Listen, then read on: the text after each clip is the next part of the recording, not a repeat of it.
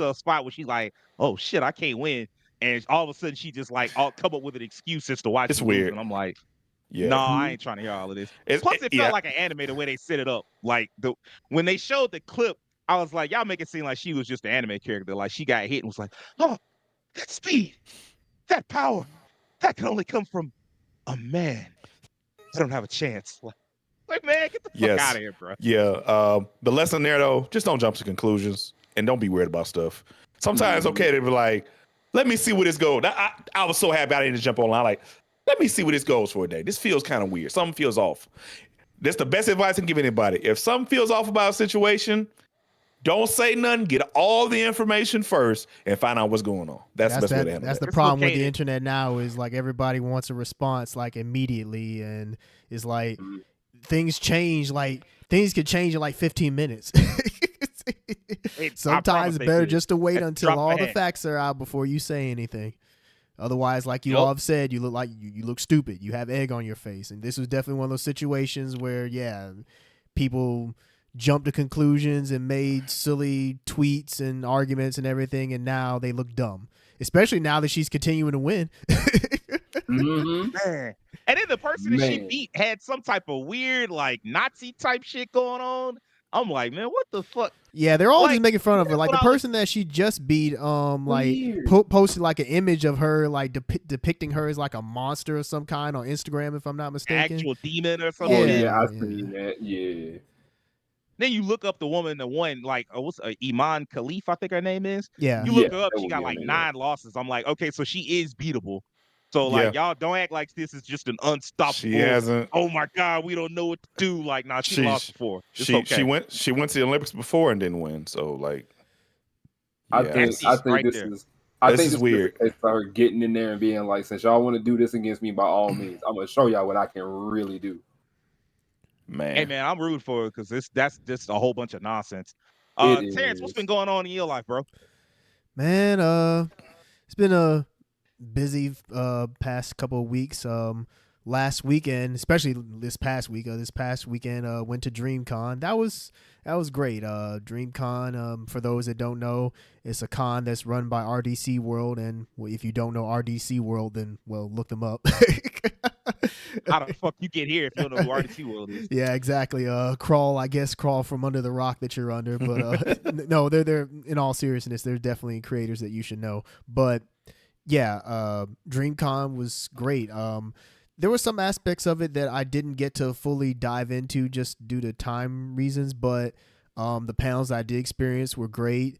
Of course, I have to talk about the stuff that's gone viral with DreamCon that really takes place at any other con, but because it's a black con, everybody wants to highlight it and make it look bad. It's like, for those that don't know, they have like an otaku cabaret that happens at DreamCon, and those kind of things have been happening at anime conventions for years, decades now. Like there's plenty of cons. There's even cons that are like dedicated to like 18 plus activity there that have like strip shows, cabarets, stuff like that. But because they had it at DreamCon, all it took was somebody taking a picture of it, taking a video of it and being like, what's going on at DreamCon, posting that, and it go viral. And then people have this interpretation of like, oh, this is what really happens at DreamCon. Y'all just up there just wilding. It's not about anime and games. It's about, they're calling it CreamCon and everything. And it's like, come on, man, just so out of pocket. But putting all that aside, there was actually some really cool stuff that happened at DreamCon. Like there was cool cosplays. The dealers hall was really good. Like those cosplays there. There's some really dope stuff that was there. Cold. Hold on, is that a chick dressed like Pimp named Slickback? I think I saw them. There was a lot of cool ones. I saw those. Yeah, the Looney Tunes ones, Toon Stars. Yeah. That one.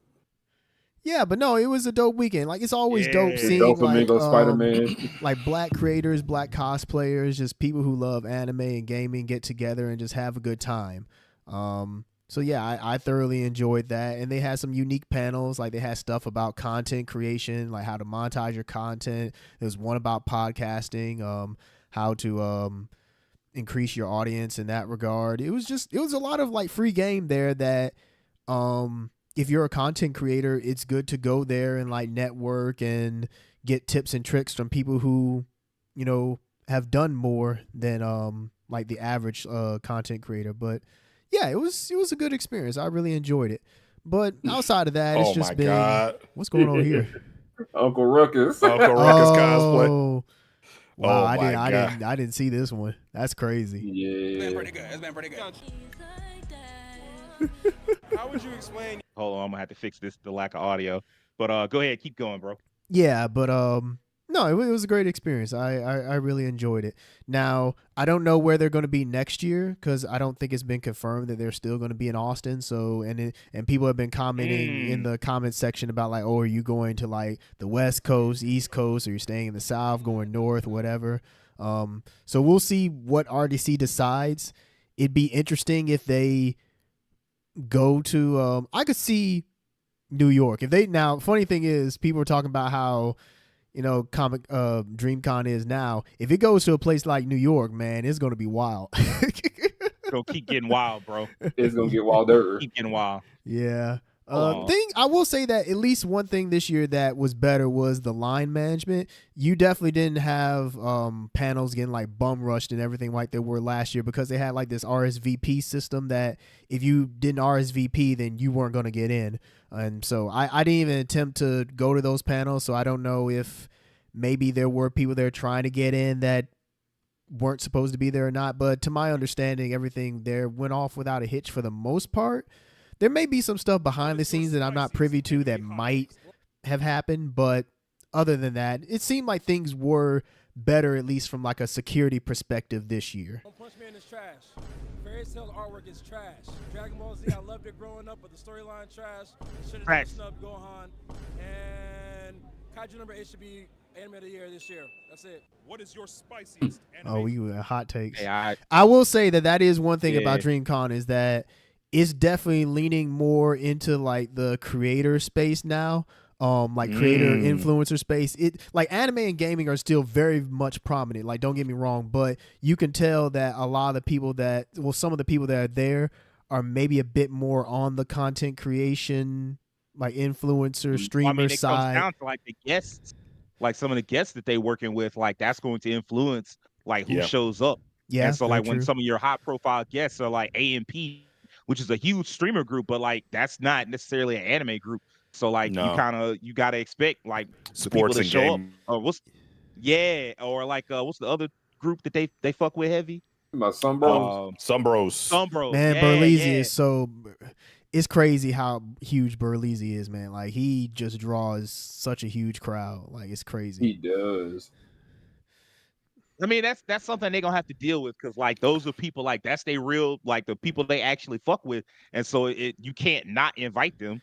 And I'm not suggesting that's something that they do. I'm just saying that's something that you have to balance out because like when you have a lot of high profile guests that are not about necessarily anime or video games, at least not like like the super hardcore video games or whatever. When you had it, you got to figure out like, okay, well, how do we also make sure that this stays anime focused? Yeah. That's a challenge that they got, but it's one of them good problems because like so many people already fuck with them. Yeah, I mean, overall, it feels like it's gonna turn into a con that's more just about Black culture and geekdom. Whether that is like anime, gaming, or like the streamer content creation space is just celebrating Black culture overall and all like the intersections that come along with that. Now, I will say, with that, you do have some weirdos that come into the mix that they don't even like watch anime or like are big into gaming, and they are like walking around criticizing stuff like that, and that's not cool. Oh man. Oh, the dude that showed up. What's his name? Will, I don't know his name. Talking about the dude who was walking around and basically like Dillis Hall, like to me, he was walking around. He was in Dillis Hall, yeah. I think his name is Yusuf. Yeah, that's it, Yusuf. That was wild to see. Like we were watching, I think it was me, Keem, Ty, and Nelson. We was all downstairs watching the Ring of Honor pay-per-view. And then like all of a sudden I just came across this on on Twitter where it was just like a dude just going off on let me see if I can find that shit. Yeah, if you could find that'd be great. That'd definitely give context. No, I don't want to find the apology. Fuck that apology. Yeah. Because I mean, like, you only apologize after you got roasted. Like, your actual feelings was fuck them niggas. Right. The thing is, he insulted some person's cosplay. There was a person who had a pretty dope Sailor Mars cosplay. Sailor Mars cosplay. Yeah. Yeah, it was a Jay Astro. He pulled up in another stream that I was watching one day, and he had spoke to the person who was on that stream because she was also there. So they had just kind of just sat down, chat, and talked it out and whatnot. And he had been all across like social media being like, fuck that dude, because why did he do that? He ain't had no business doing it. He was like, I was feeling good, I was feeling great. You had to do what you did when you saw me. So I feel him on that. It wasn't like he didn't really say nothing crazy to him. Yeah. But you could tell like the vibe, like you could immediately pick up on the vibe of what was happening. You like, man, this is not necessary. Yeah. Like it's just the wrong kind of energy to bring. Dang, where is it? Because I know it was in the chat. We put it in the chat for sure. Yeah, it was like a tweet. It was Soul King that tweeted it. Yeah, I got it. Yeah, shout out Soul King for real. I genuinely know who's like buying this shit though. Like who's? Yeah, you just have to click it to get it to go up if you're trying to get it to go bigger on the screen. That's what I was really trying to. God dang it. Bro came to the wrong con to pull that shit. You know what I'm saying? Shit though. Like, I heard they got. Y'all know niggas been stepping out in Kid Boo flags and t-shirts and shit, and like anime titty t-shirts and stuff. Like this shit don't make sense to me, bro. I don't get it. Go home. I want a genuine. Hey, I like the fit, Birdie. All right, who are you? Like, who you dressed up as? Sailor Mars. All right, word. Looks good though. I fuck with it. Yeah, see, it's like the smirk after. What's good, bro? Right there. That right there. What's up, bro? Man, there's a lot of people there. That like an anime that y'all know? Trust me, on Sunday there was even more people there, like just packed into the dealer's hall. I mean, you got to get in there that last minute, get something, bro, before they shut down. Nigga saying I'm fucked up for that. Did I say anything mean to him, nigga? I was nice. I said I fuck with his shit. Niggas want me to like that offhanded shit you did after the fact is what's fucked up, bro. You are not in a good place, bro. Dude, you know what I want? Fuck the basketball, fuck the anime. I want to see some bad bitches, bro. Where the bad hoes at, bro? Bro, I haven't seen any, bro. Where they at?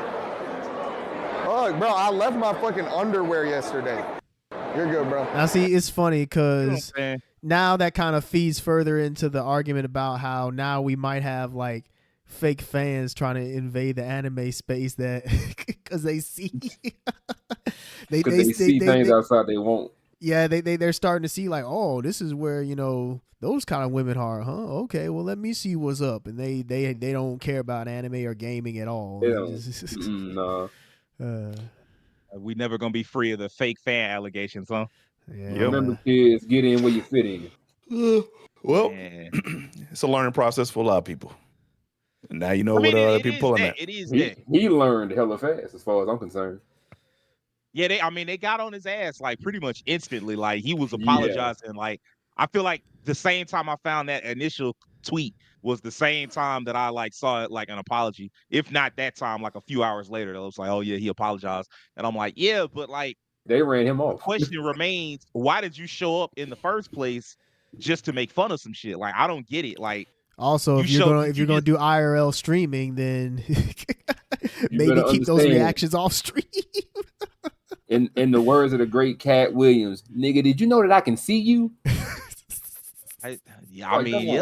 People can see you. I don't know. Like, I guess people like taking risks like that. Like, it's kind of crazy to me to put your stuff on Front Street like that and then just draw so much negative attention. But I mean, I don't know. And then, but I mean, that could be for his fan base. That could be normal as hell. I mean, for sure. I mean, a lot of like, what do they call it? The fan bases where people just show up to laugh at you and shit. Laugh at you, do a bunch of like dumb shit. That sounds like kick streamers. They're there for a different reason. They're there for you to say some. Yeah, they some out of pocket type shit. They want the out of pocket illegal activity too. Oh no, I call the kick viewers I call them the gooners. They want some goon shit. They want some gold shit. Because So, anything goes on not kick. usually. Not usually how people use the term gooner today. Also, I'm uncomfortable with how quickly that term made it into like popular vernacular. It sure It did. really did. I was like, damn, this shit quick as hell, ain't it? Facts. So I want to talk about something else real quick. But first, let me ask you, Will, what's been going on, bro? Yakuza Like a Dragon, as I've been streaming that for like the Yeah. past good bit. I'm practically going through it, and I'm really loving this game. I just got Nancy, so yeah. I just got the crawfish as a summon. Yeah. And What's I've been also the most playing. What's up? the most recent story thing you did? I am in chapter 5 after homeboy got pretty much killed in the soul plan. I'm a little taste after that. Okay, so you should have met what's my girl's name? Psycho. Sayako. Yeah, my bad. Yeah. You should have met Sayako Yeah. by now. Yeah, Yeah. I done met her. She in the party and everything. I went and bought her a new bag so she beating on people. So yeah. Yeah. She does really well in Yeah. the idol class. Man, rewatching that, I was just reminded of how good of a fucking game that game was. Like, man, I fucking love that game. Yeah, I love it too. I'm loving it. I think Wait, what that for game? me is the mark of like Yakuza, like a dragon. Oh yeah. Oh yeah. What a game. The game I is think that's the amazing. mark of like a real top tier game for me. Like when I start thinking back to certain plot points and beats and like moments, and I'm like, oh fuck, that shit was cool as hell. And man, as I was watching Will play some of it, because I popped in on the stream a couple of times, I was like, man, I fucking love this moment. Man, I love this moment. And for a little bit, I managed to get everybody in the house into that game. No, I definitely got a little received. bit. We both beat it. We in. Yeah, me, Keen beat it. Nelson beat it. All of them. Everybody was just like, yeah, I got to see this. And Man, I played everybody, that game to a for person, 10 was just minutes. I was like, this is it. Yeah. I'm on. To a person, everybody that played it was like, nah, this is the shit. Yeah. This is This fantastic. RPG shit, genius. Just like Yeah, to it's do great. such a massive shift into a completely different genre and for it to work so well. Great. Mhm. Speaking of video games, I got to talk about how I got hoed. Oh no. Sorry. Man. Yeah, that's what I figured that you were talking What about. The fantasy happened? critic. Fucking Avowed shit got delayed, man. Oh, shit. Oh yeah. I mean, I wasn't counting on it to give me no hella points. I was counting on it maybe to give me like a fresh 10, 12, but that was still 10 or 12. And now it's like, yeah, we had to delay it. What was that shit? Let's see if they got that. Oh, if I can get that real quick. Hold on. Microsoft Damn, I was themselves so pretty much fucking said pissed. like, hey, to make the slate for us a little bit better in 2024, we're gonna push it back. Man, fuck them. Here it is. So many games coming. As such, we're moving Avowed to February 18th, 2025 to give players backlog some breathing room. Yeah. And I mean, like on the one hand, I was kind of cool with it because I don't really it was too many games left to play in the year, Yeah, and I it wasn't is. gonna have the time for all of them. So, and this wouldn't have fallen through the cracks, but another game would have. And so now I'm like, okay, well, I just have more room to play some of these other games. But on the other hand, it's like, damn, we getting down to the wire on this fucking fantasy critic shit. And if I'm gonna pull this turnaround, I need some games and some points. You better pick up some new. Hey, man, I guess we just got to wait. Well, start looking at some games coming out in August, September.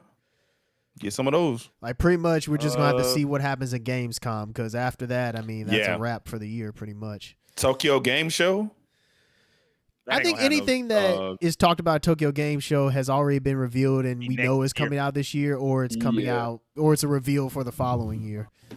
Tokyo Game Show is like such a back and forth thing every year. Like one year is nothing, then the next year there's something.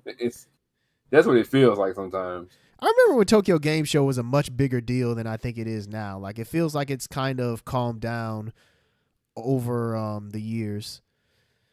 It kind of like ebbs and flows. Tokyo Game Show hadn't been a big deal. Like, that's the correct answer. It ebbs and flows because Tokyo Game Show was a big deal back in like the 90s and in the 2000s. Yeah. And then as Mhm. consoles became less important in Japan, the relevancy of Tokyo Game Show started to fall off to Americans at least. Because we were Yeah. just like, yeah, what do y'all have? And it was just like, oh, y'all got a bunch of like mobile yeah, we don't give a fuck about any of that shit. So it was like periodically you'll have a year where a bunch of cool things show up at Tokyo Game Show and everybody remembers that that's a thing.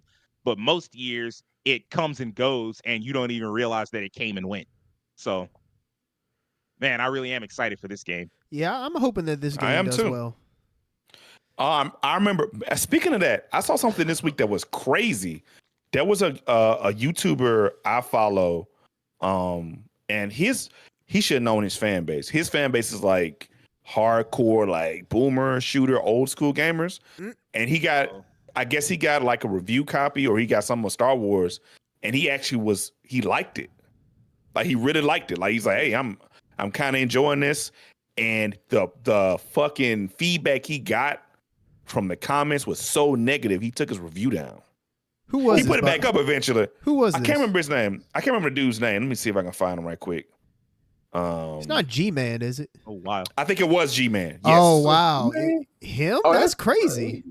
I think it was G-Man. I think that's what it was. The only reason I guessed is because I'm subscribed to him, but also I remember him putting up a video about Star Wars Outlaws, and like I guess he does do super negative. He does do, as you say, like boomer shooters. So yeah. I kind of just put two and two together. Man. He said this looks pretty good. I don't know if anybody else noticed, but like that game has broken people.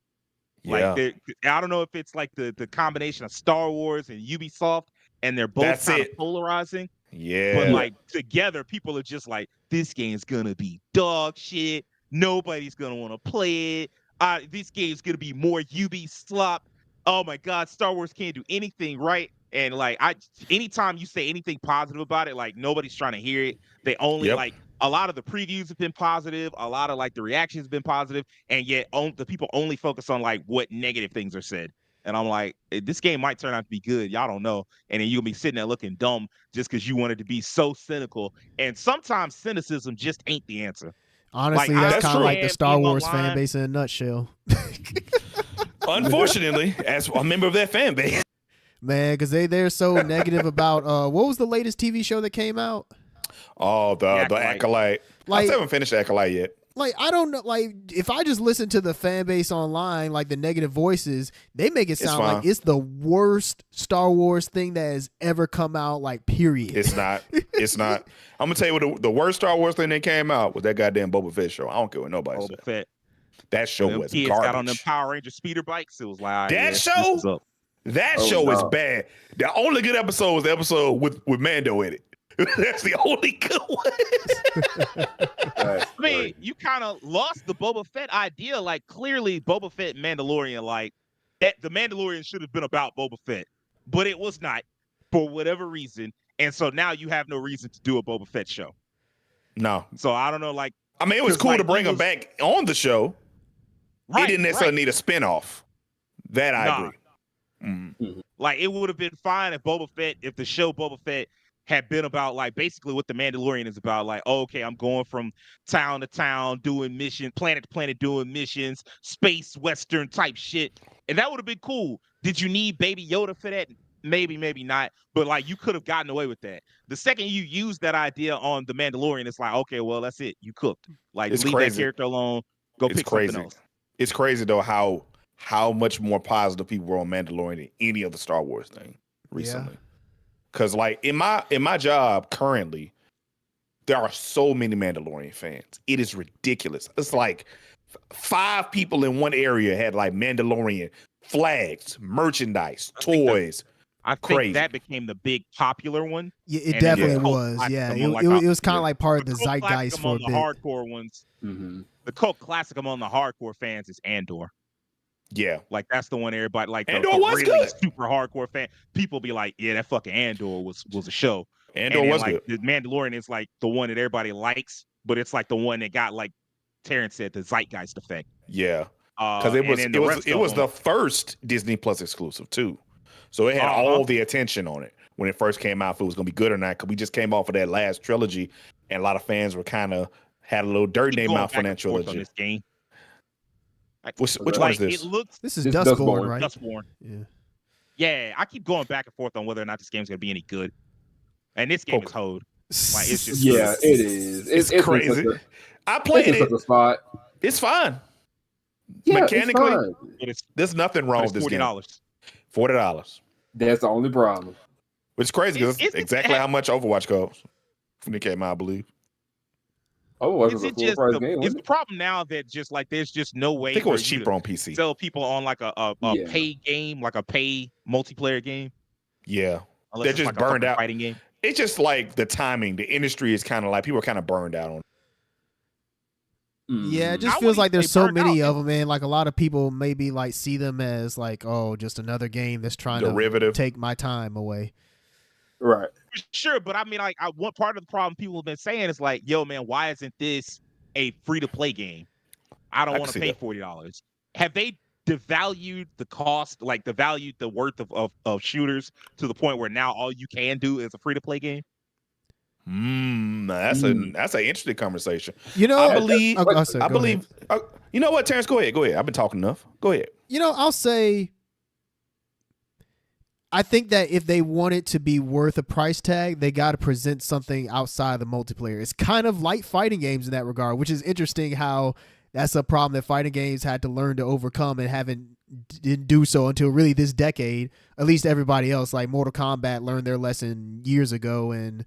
Everybody else finally got on board. But yeah, it's like if you want something to like, you have to offer something more than just multiplayer. Like there has to be that story aspect to it. And in the case of Concord, it's like it seems like there would obviously be some story aspect to it or like some single player that they could add to it, but they just chose not to. And yeah, that kind of just takes away the value of it or like the perceived value of it as a result.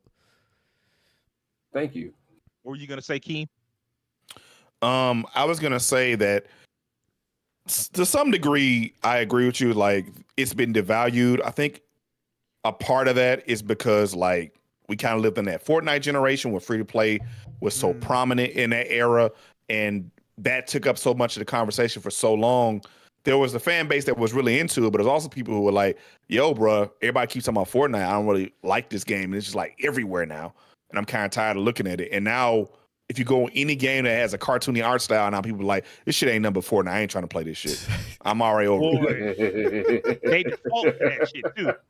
Man. You know how Devin feels about that. Yeah, I know how Devin feels. Devin plays Fortnite. But yeah, I think that's a part of it. And it's weird. It's like if you aren't the first to make the big innovation in multiplayer, or like the first one to take that arena, like how Overwatch, although TF2 really is the first one to do it, but Overwatch took the mainstream like by storm with its idea. Once you take the mainstream with your idea, the mainstream will always think about that first, and everything else is derivative. It's kind of like trying to get like an old casual wrestling fan to watch AEW, and it's like, oh, it's like WWE. It's the first thing they're gonna say every time. Oh yeah. Yeah. Right. So I feel like when you're a shooter now, the first thing you're automatically compared to something else. Oh, this looks like Overwatch. Oh, this looks like CSGO. Or this looks like that. And then once you're already being judged on that, if you're not doing anything like really, really spectacular or really new, they're just gonna think, this is cool, but this is just Overwatch again. Yeah. That's a damn shame. Speaking of Concord, man, this Bungie thing is sad as hell. Like everything about it just pisses me off. It's extremely sad. Like, if for people that don't know, Bungie basically had to lay off like, was it 200 workers, 220 some odd workers? Yeah, not too long ago.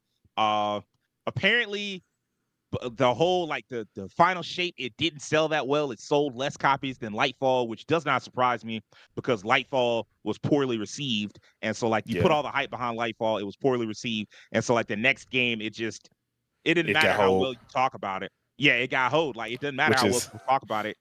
That's just how it's gonna be. Which is very sad because Lightfall is also the best selling Destiny expansion ever. So like you came off the best selling one, and the next one was 10 times better, but sold worse because the previous one was bad. And in fact, I went and watched the video. I was watching people talk about it, and I just started reading the comments like, how did the fans feel about this? And pretty much everybody in there was like people who like play Lightfall. It was like, I played Lightfall, I got burned, I never went back. Or like, I didn't like the way the direction the game was going.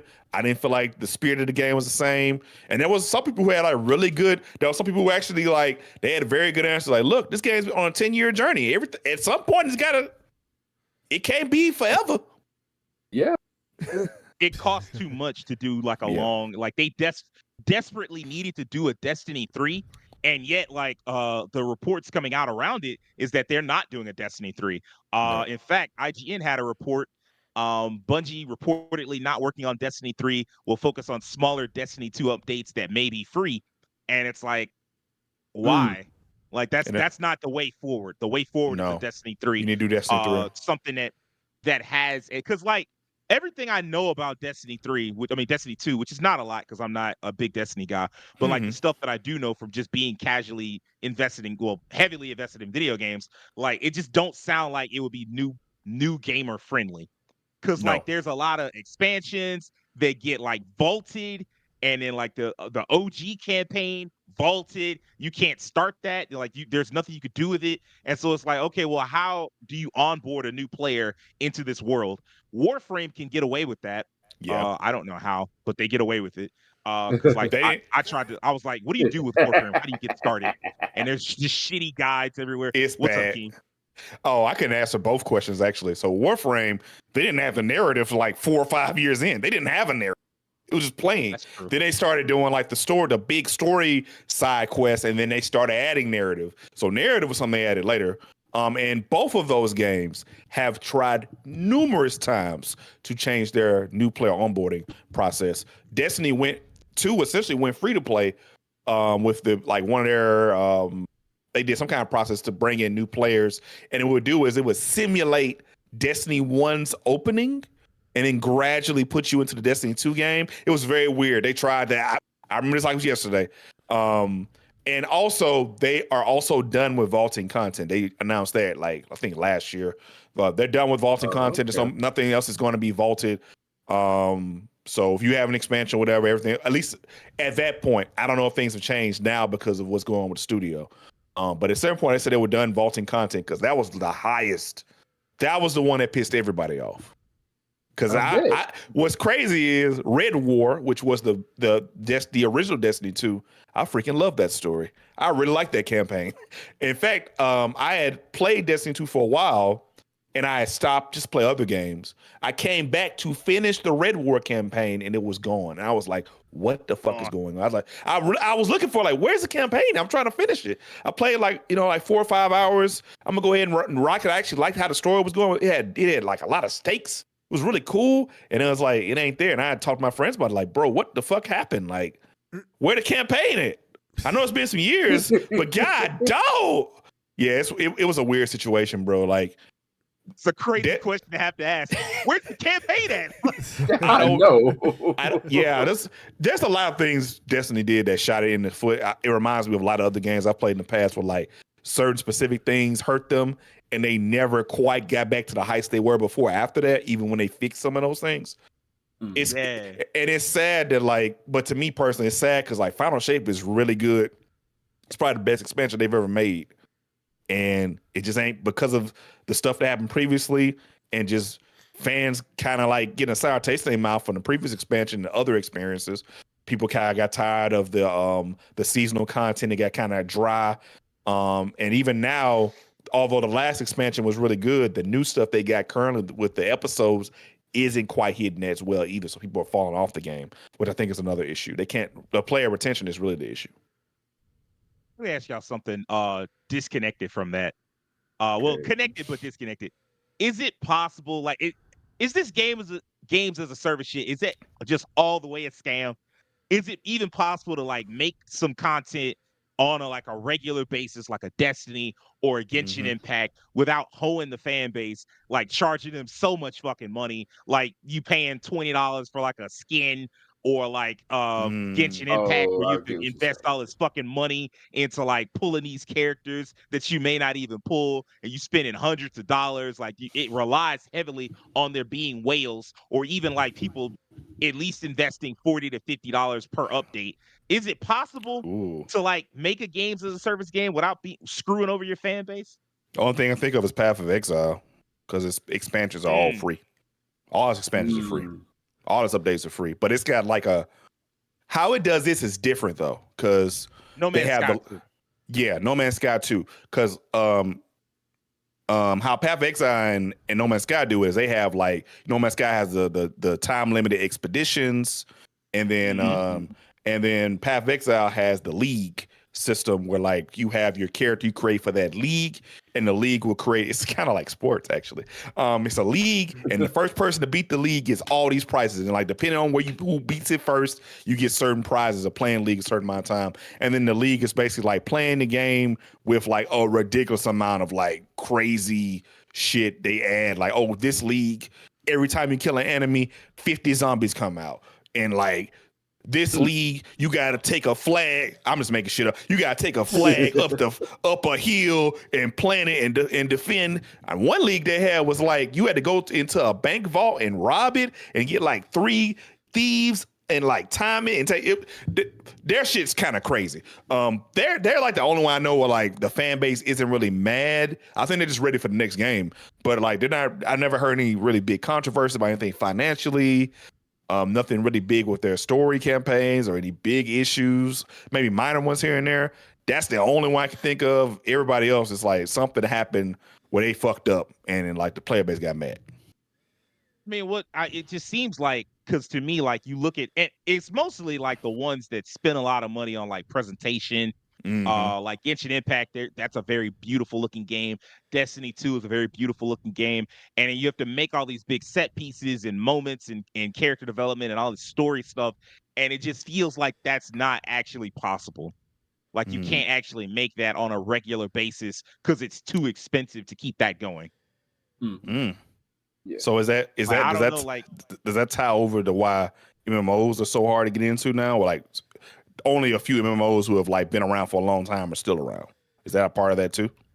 I think that's a different problem personally. Yeah. For me, I think with MMOs, the problem is most people don't care. Like the MMOs they care about are World of Warcraft and Final Fantasy 14. And then like the average new person is like, I'll either try one of those or they just have no interest. Like, cause like I'm one of the people that's like, I'm kind of interested in Final Fantasy 14, but that's just so daunting to get into. Yeah. And then like a lot of these other MMOs, they just don't look very appealing. And in the first place, like I mostly just want to play solo content. So, and that's gonna be a problem in and of itself. To speak on 14 though, Sage, there's actually like ways to actually buy like story and level skips in the game, but that's the problem with that is that you have to spend to skip that stuff that you want to get past to get to the next thing. Warcraft has that too. Yeah, because I didn't know Final Fantasy 14 had that. I knew they had like the lore books, but I didn't realize that might have been like, oh, if you want to skip all this story, go ahead, skip it, and hop into the next expansion. I didn't know that was. I wouldn't really necessarily want to skip it. It's almost like the Trails problem. Like the problem with Trails games is like you start one and it's like, damn, this is very daunting. And it's like, well, you could start here. It's like, yeah, you can. And I mean, like I would recommend like Trails Through Daybreak is a very easy game to start with, but it's still game like 11 of game 11 of 11. And if you want to start with number 1, you got to go all the way back to a game from 2004 on the PSP. It's missing quality of life updates. It's missing a lot of shit. And like Final Fantasy 14 may not have the quality of life problem, but you're still going back effectively like hundreds of hours, and you got to start from the beginning if you want to get the full story. Yeah, you can skip ahead, but it's like, well, dang, what about all that story that you missed? And then you paid to skip it, which is crazy. So I don't know about that. Keem, what did you think about this payback thing? So the payback thing, I remember reading this article, but the payback thing was like it wasn't quite Destiny 3, but it was going to be like a Destiny story, more story heavy kind of spinoff. Let's see. Payback, more open worldy, described as taking elements from such games as Warframe and Genshin Impact, was set in the Destiny universe, but meant to shake up the formula in major ways. Instead of being a first-person shooter, Payback was developed as a third-person title that would see players using the franchise's characters to explore a large world and work together to battle monsters and solve puzzles. This was not being billed as a sequel to Destiny 2, but more as a spinoff. Huh. I would have loved that. That sounds awesome. I would have got into that. Like that sounds cool as fuck. Like, I like their little science fantasy universe. There's nothing else really like Destiny out there. I mean, science I guess and magic together. Yeah. Yeah, like there aren't that many games like that out there. So I would have definitely tried that out. So it's a kind of a bummer that they were like, "Nah, get that shit out of here.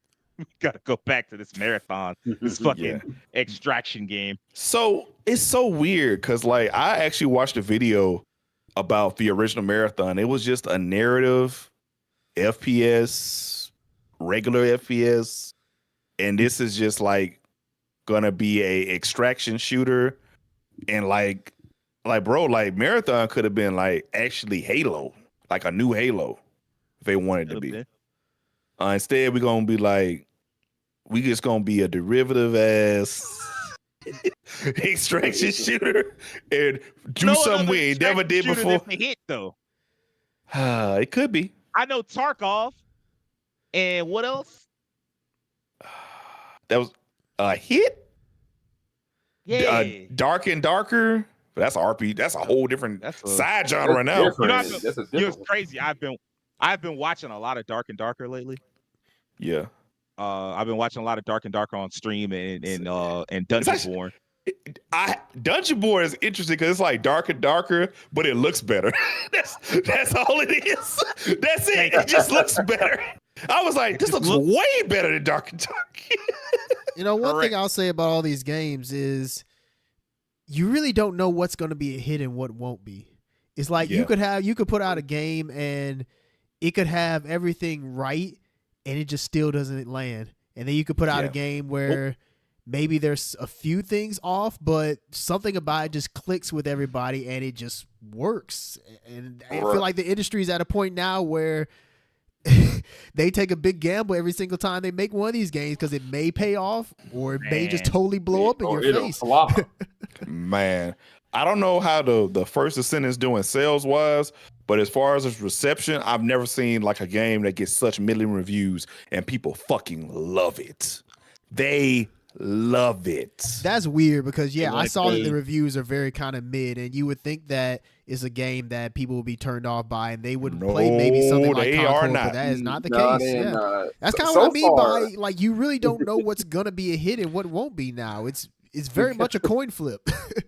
To kind of speak on the First Ascent, since I'm kind of like playing it, I got back into it because they've had like quite a few like hot fixes. That's something I will give Nexon and that group is that so far that if there's anything people have had issues with, they've made it their business to go and fix it. So they just like, we're going to fix these little things up, add these quality of life changes to kind of make this easier for y'all to kind of keep going into the game and playing it.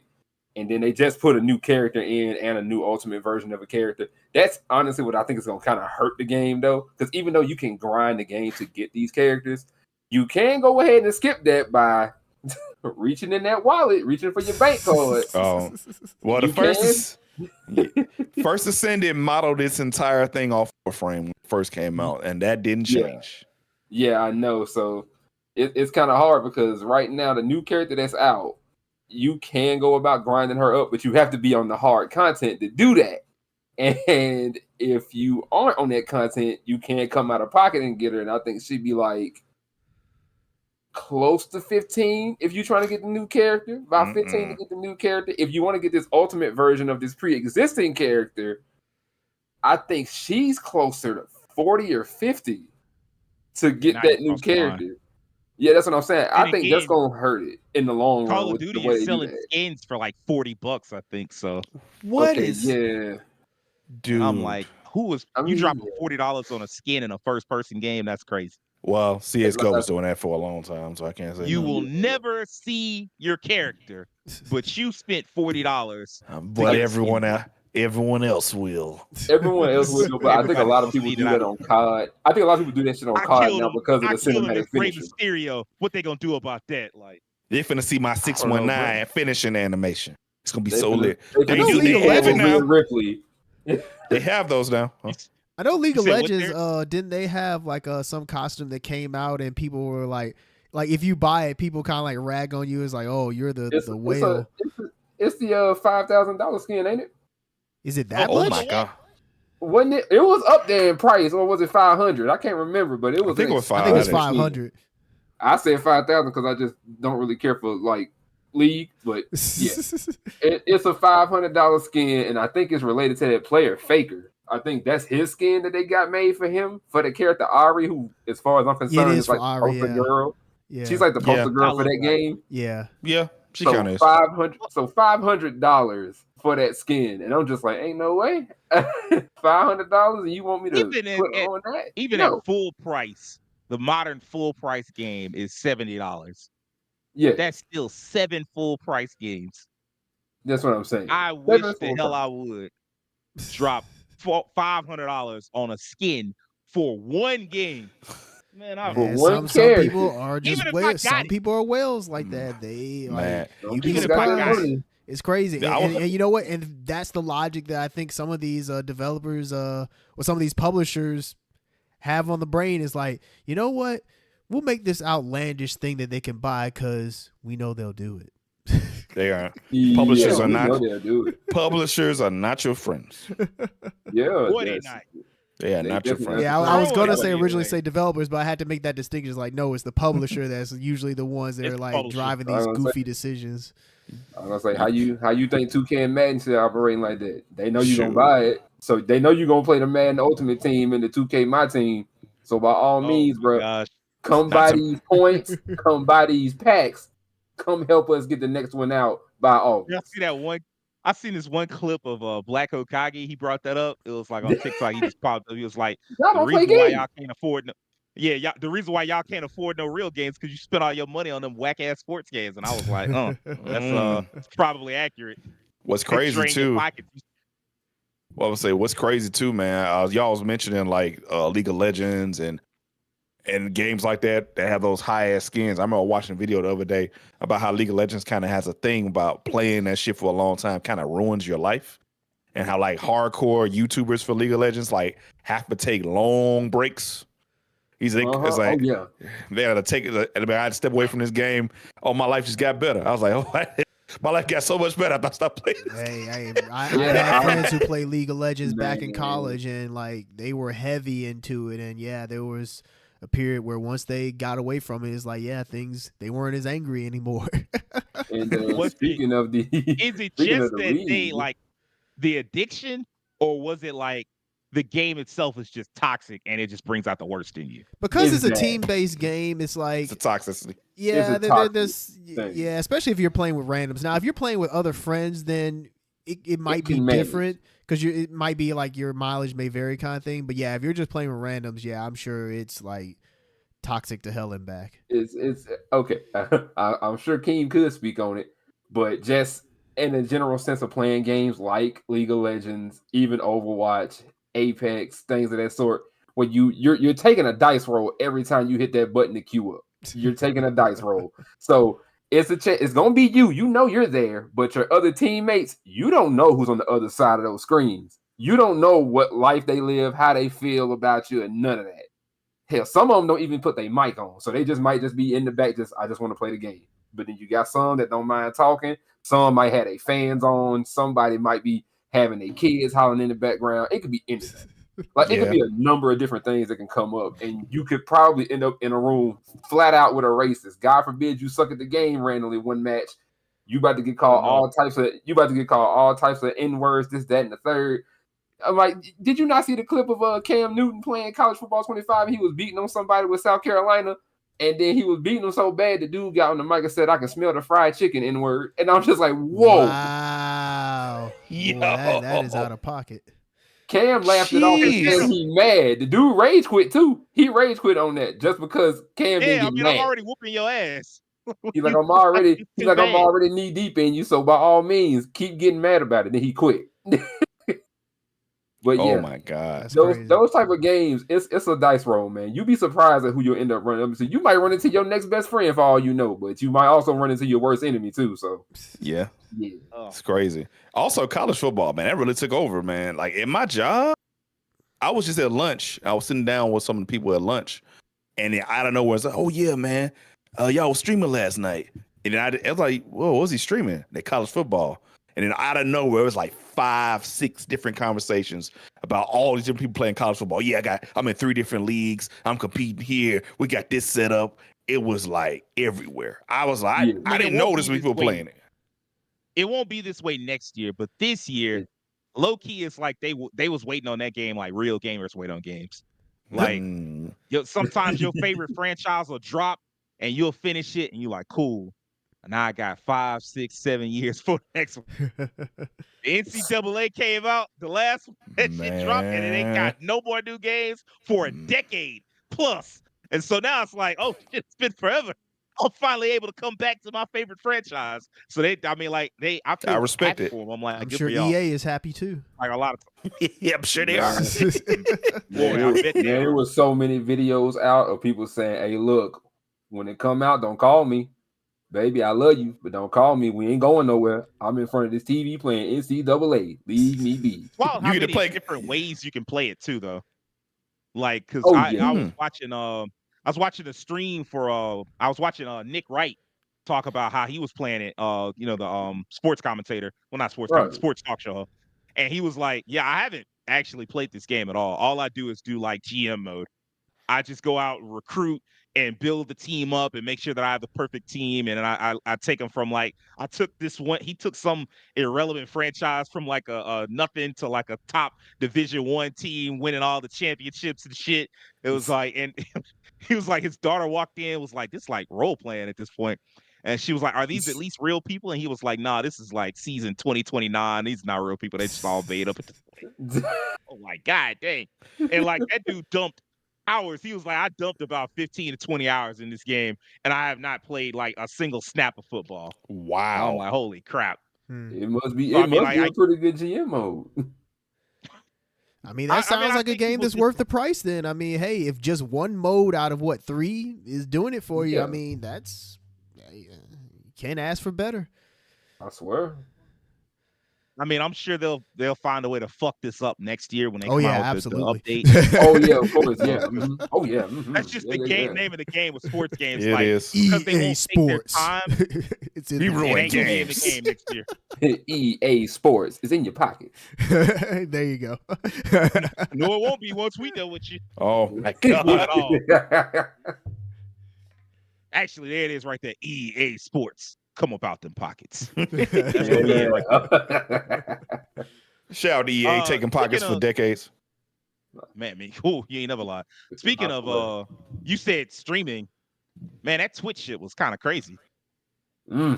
Oh, by the unprofitability and Amazon, like we just got it running. It just running in the background. You know, basically. this isn't the first time I've heard this. Like Amazon is pretty much just like Amazon's kind of hands off when it comes to Twitch. They just let them do their own thing, and people have questioned whether or not that's good.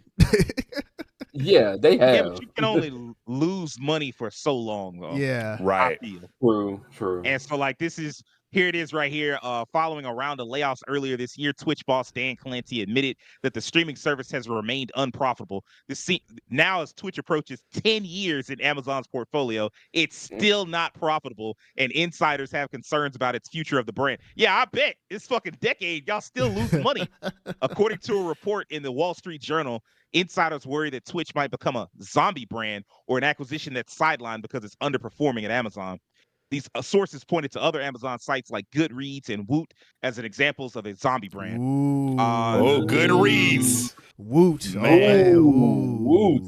What the heck is Woot? Woot is like refurbished goods, essentially. Like refurbished like electronics and stuff like that. That's pretty much what Woot is. It's kind of like Amazon's Newegg, kind of. Yeah. Okay. Yeah. Is it still around? Yeah, it's still around. Yeah, it still is. Yeah. Just don't promote it at all. Yeah. They don't. So weird. That'd be crazy. If Twitch went the way of Woot, that would be wild. That would be. Woo. I don't think it's gonna, because like it doesn't matter whether you promote Twitch or not, as long as like Shroud and Summit and Kai Cenat and RDC and all these other people, as long as those type of people are on Twitch, you don't really have to promote it. They're gonna promote it. But like the idea of them being like low key, we're not gonna promote it is still kind of crazy. Now the other thing is, it raises the question. Like y'all remember when Max was trying to do those fucking 4K streams and like, I want to stream at the highest fucking quality. How long before they start being like, I ain't gonna be none of that. We not doing that. Y'all can stream at 1080p and no higher. Or so we'll like what? Essentially take it back? Yeah. Yeah. I feel like maybe something like that would only be reserved for certain creators, and that'd be it. Like if you have like creator privilege, you could have like if you were like a Max, then yeah, you could have that. But if you're somebody who's just like Joe Blow, I have 5 followers, then no, you're not gonna get Like that. us. That's what I'm saying, bro. I mean, that's kind of like well, no, YouTube isn't like that, but yeah, it's just that I could see Twitch like holding that out as like you have to meet a certain threshold in order to be able to do this kind of thing. Gotta be right in the line for Max because that boy there is a quality control freak. I mean, that's his part of his brand at this point, just having like the highest quality shit. Highest quality. So I mean, crispy quality.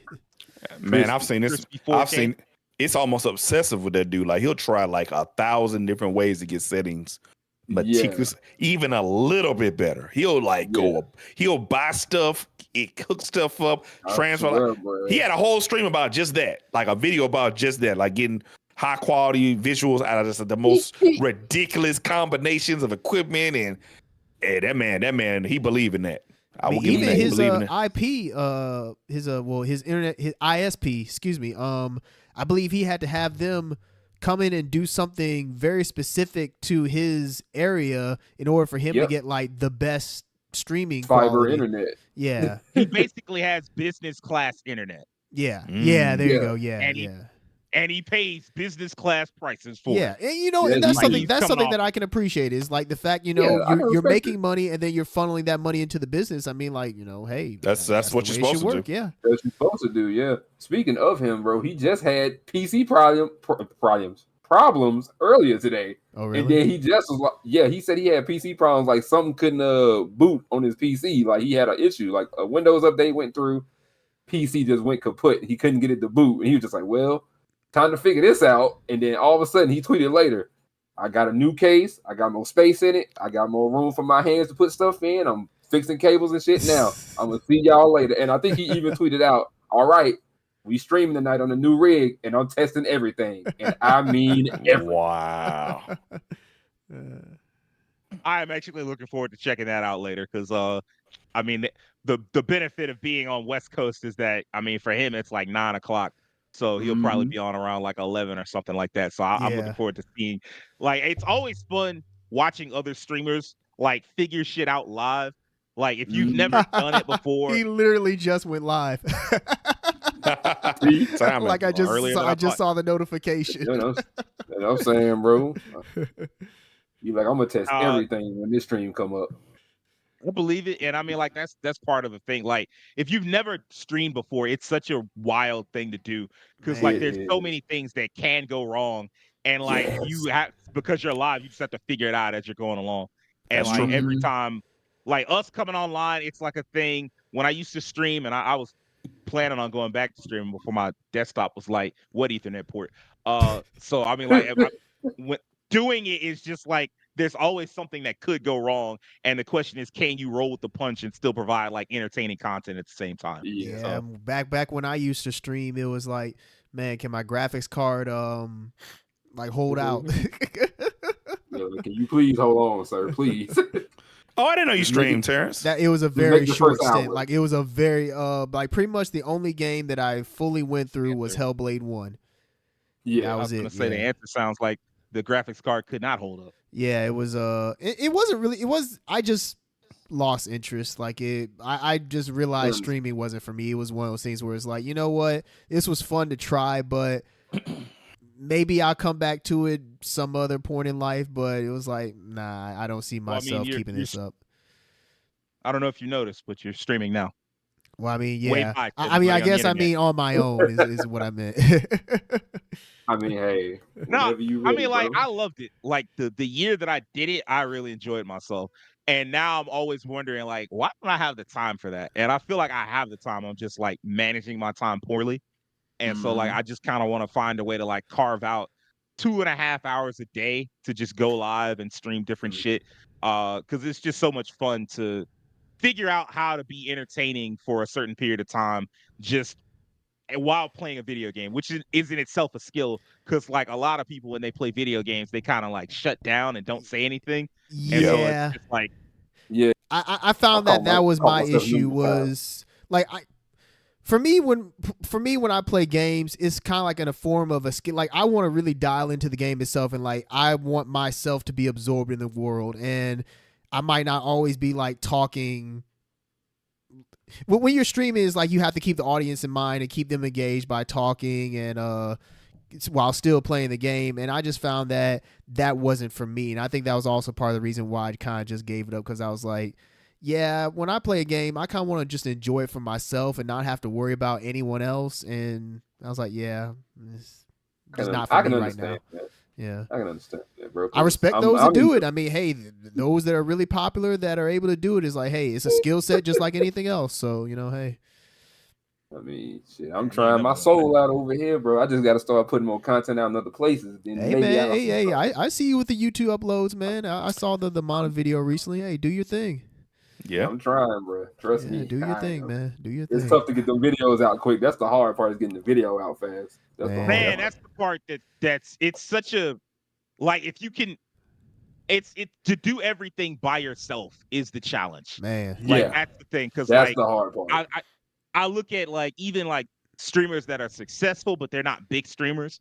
Like some of the people in Kinda Funny, they do their own like solo streams, and they have to do like upload the VODs themselves, and they're always like, look, man, you'll get them when you get them. I'm probably not gonna edit them heavily. I'm just gonna throw them up because I just to have them up on the YouTube, because like this is a lot of work. And like when you look at like some of these other streamers that are bigger, a lot of times they're paying somebody to do that. Yeah, for you them. have to. Absolutely. You have to delegate people. Like, because the thing Absolutely. is, because now you have long form content, short form content. It's like you have to, like, you can't do all of that. It's just too daunting. Not unless you just want that. If that's like, if you have, like, if that's your full time job, and you have the time to do that, then sure. But like, if you're doing like also a 9 to 5 on top of that, it's like, nah, you just not gonna have enough hours in the day to be like doing the long form and the short form stuff. It's just too much. Yeah, it's way too much, man. The editing process is hard.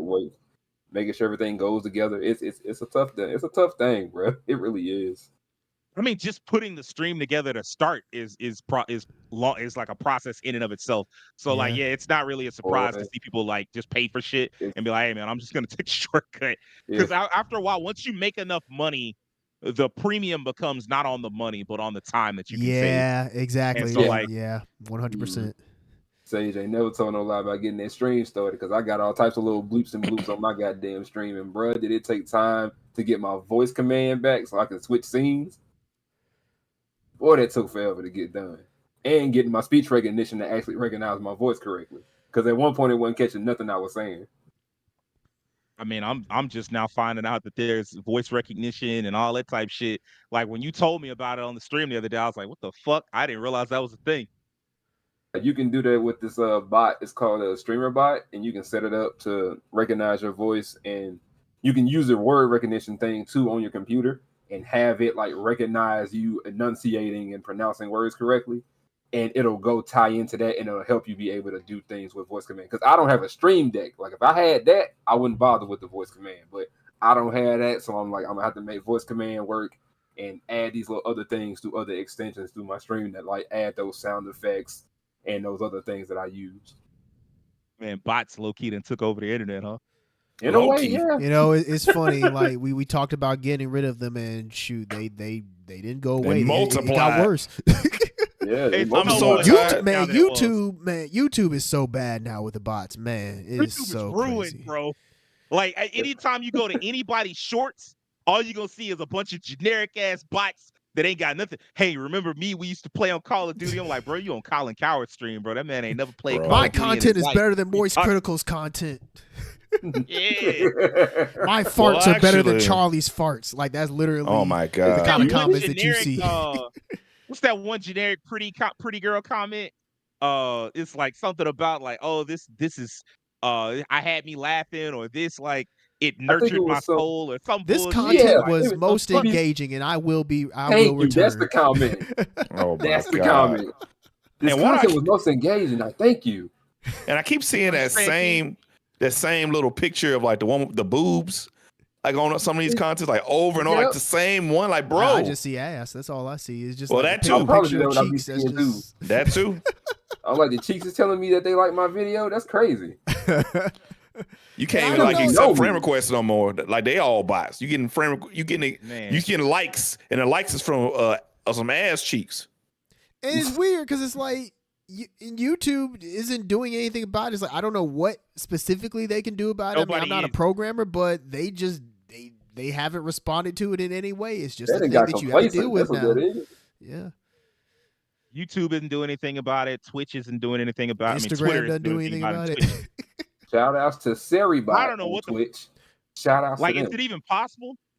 Like, I don't know. That's I'm starting to wonder. Like, is it just not possible? Man, it's like, not. There's no excuse for y'all to have all these bots. And then we talking about just this. Like, look how it's gotten really bad in video games.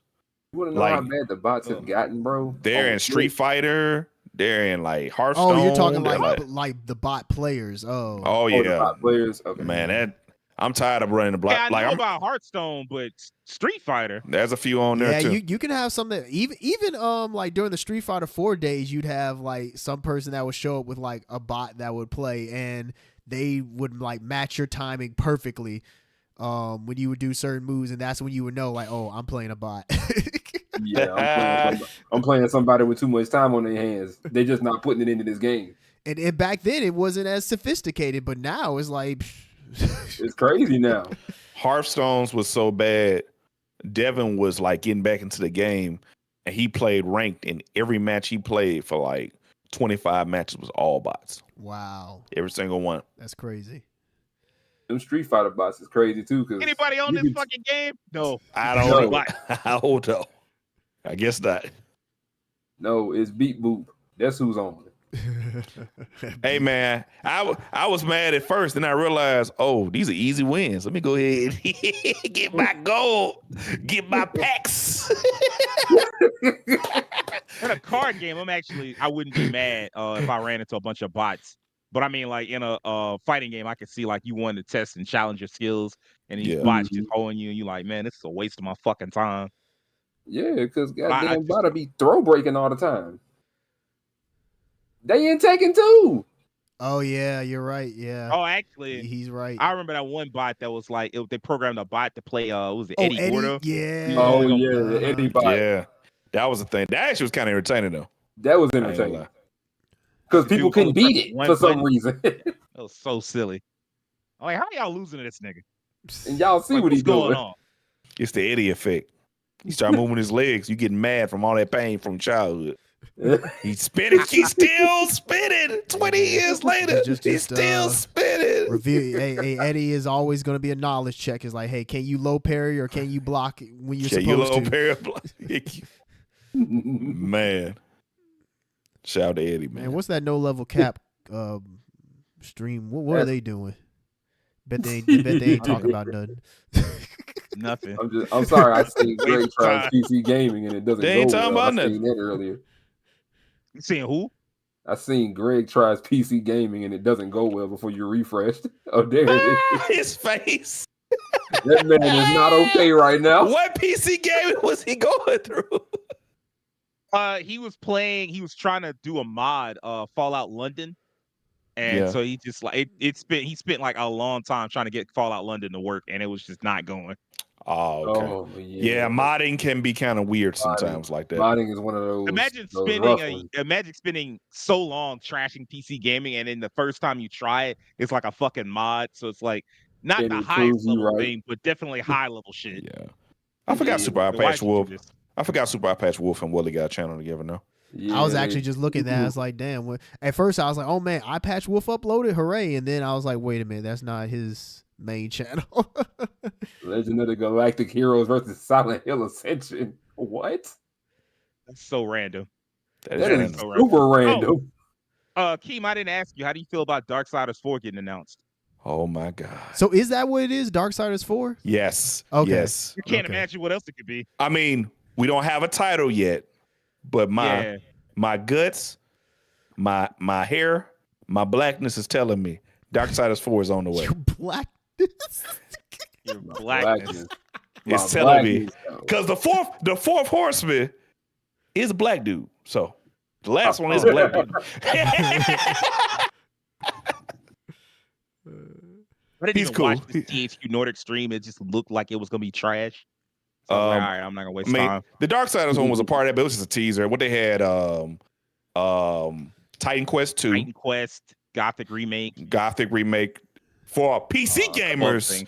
This is huge. Like the old school piece, this is like the return of giants for them.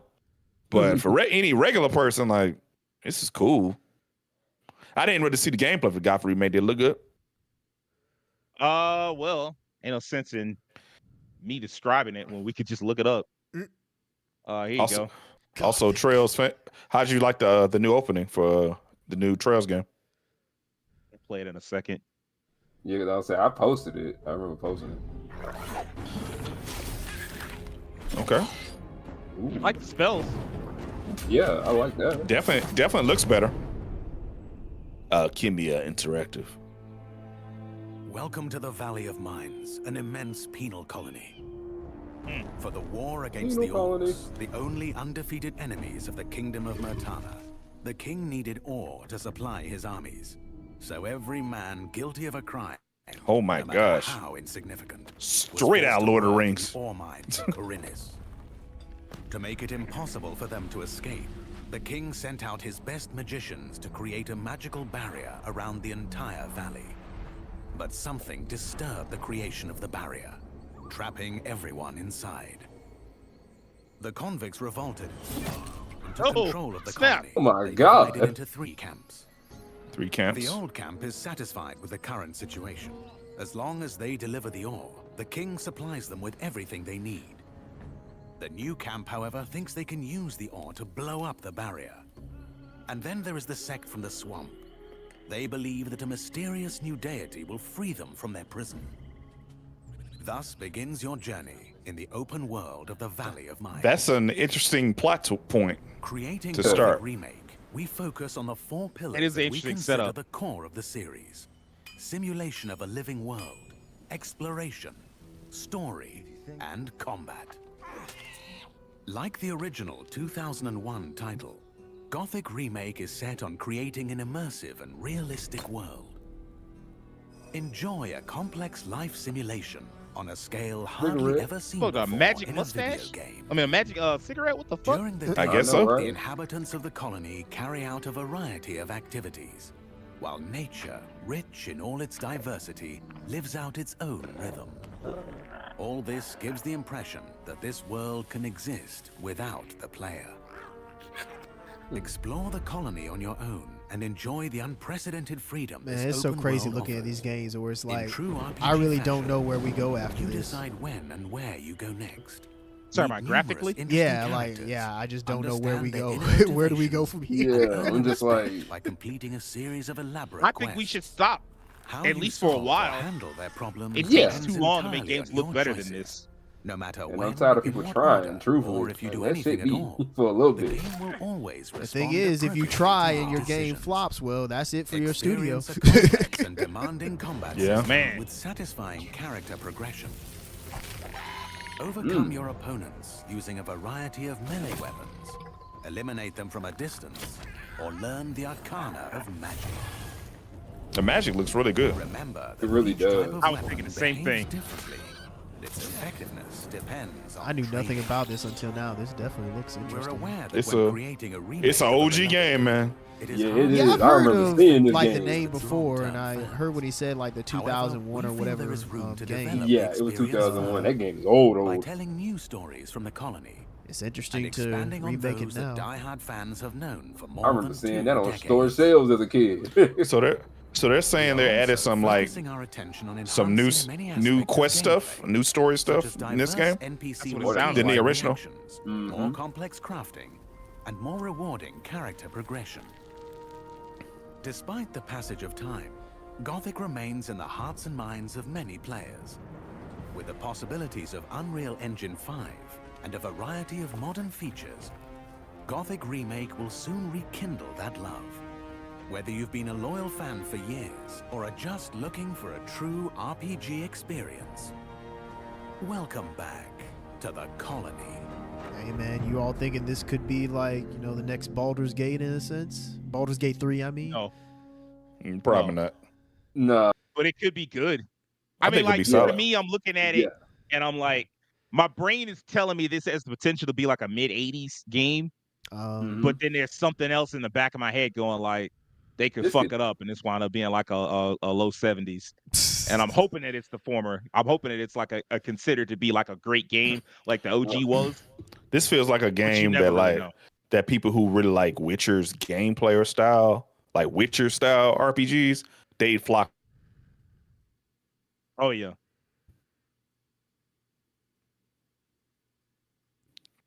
Can y'all hear me? Back now. You froze there for a couple You of seconds, but froze. you're back now. I was kind of Yeah, worried yeah. there. Yeah, I got Oh, shook. I was like, I was saying, I You feel were like that's a game you were that like, if you like The Witcher, and then yeah, you just kind of you just stopped in time there for a minute. what? That's it. That's it. If you like The Witcher, just see like the game, because Baldur's Gate with all this cool stuff, it still was like a turn-based strategy style combat system. If you like action open world RPGs like The Witcher, this seems like more your lane. If you might like this. Man, what's Trails going on? Through What's going Daybreak on in is that a game thumbnail? changer. Let's not worry about it. I don't know. I'm looking at it because I hadn't gotten to that part in the game yet. says Judas accident, so you gonna find out what the accident was later. I know who she is, and I know like I could see like this kind of playing out, but I don't know what happened yet. So I don't. Oh I'm yeah, like, I you're don't- playing let's not Daybreak spoil right myself. because you're playing Daybreak right now. You playing Daybreak Yes. right now? Okay. Yeah, I just got to chapter 3. Well, I just got into like the city because they have like a repeating structure to every Mm. chapter where you start out in the game's main city, Edith, and then Mhm. like you'll get some assignment and it'll take you to another part of the country. And I've gotten past like the part where they send you to another city. It's like the way we are now. I'm like, man, this game is doing some stuff that that it feels more like Trails of Zero and Trails through Azure than it does Cold Steel. That First of all, alright? with the older cast, I know, Don't- right? Don't threaten me with a good time. Like- Don't threaten me with a good time. Exactly what I'm looking You for. already have the older cast, but then you also have like it's a much more violent game. Like It characters is. are actually dying. Like some of the consequences, like death is part of the consequences. Like in some of the older games, death was just not on the table. Like nobody was dying. I'm sorry, but this game they like, nah, we killing motherfuckers, which helps like pull you in because now there are stakes and shit and drama. But at the same time, like one of the things they're tackling is like the idea of like when you create a country that's a cultural melting pot, you do have some people that are going to push back. And so like when you get to chapter 3 and they start talking as you go to like this town that's like got a very strong Middle Eastern culture, Mhm. like they start talking about like, yeah, we got racial terrorists here. And you're like, whoa, what? And so like it's very exciting to see what's happening here as you get to this new city, and like there's all kinds of potential for terrorism and like political back and forths and shit. And I'm like, yeah, It was interesting. talk It that was shit. when I was playing the demo and like I walked into a building, it was like, oh, this is a mosque dedicated to their version Yes. of Adios. It was a completely Yes. different religion. I'm like, oh, they've never done this before. This is cool as hell. Are the people the right skin tone? They are brown. They are. At They're least, brown. You know, Okay. at least they're giving you that. Okay, This the I first was one gonna say Some of they're these not pulling the Hoyoverse Man. problem, are they? And also, isn't this like the Oh, first Trails man. game to have a black character at all? The police officer? The police officer, yeah. He's fully black. He's not like questionably black. Like that's a black man. Even his I'm like, name thank was you. like, it even sounded African. It was like Daswani. I'm like, yeah, that's the African squatty. right there. Yeah. I'll take it. Speaking of, just to let y'all know, Unicorn Overlord is great. Okay. People, I heard it was pretty good from everybody who played it. They really liked it. I have so to play the other game first before I can get into another whatchamacallit game. I feel you on that. Yeah. I'm playing What's up, Kevin? Unicorn Overlord in my free time when I'm not doing nothing crazy. Yeah, Aegis Rim. I still need to play that. Yeah. Or I do Aegis want to play Rim. Aegis Rim. Her Aegis Rim is pretty easy to get through. Whoa. I've heard that game is like one of the greatest science fiction games that nobody has really played. Like in terms of story. I've heard that a lot too.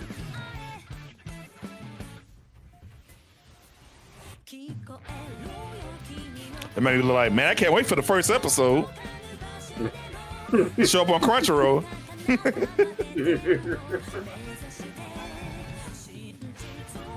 They've gotten really good at their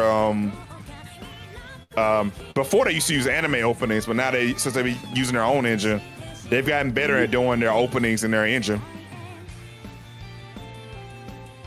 I wonder if it's cheaper to do that. Almost certainly. Yeah. If you can get it to work in engine, yeah.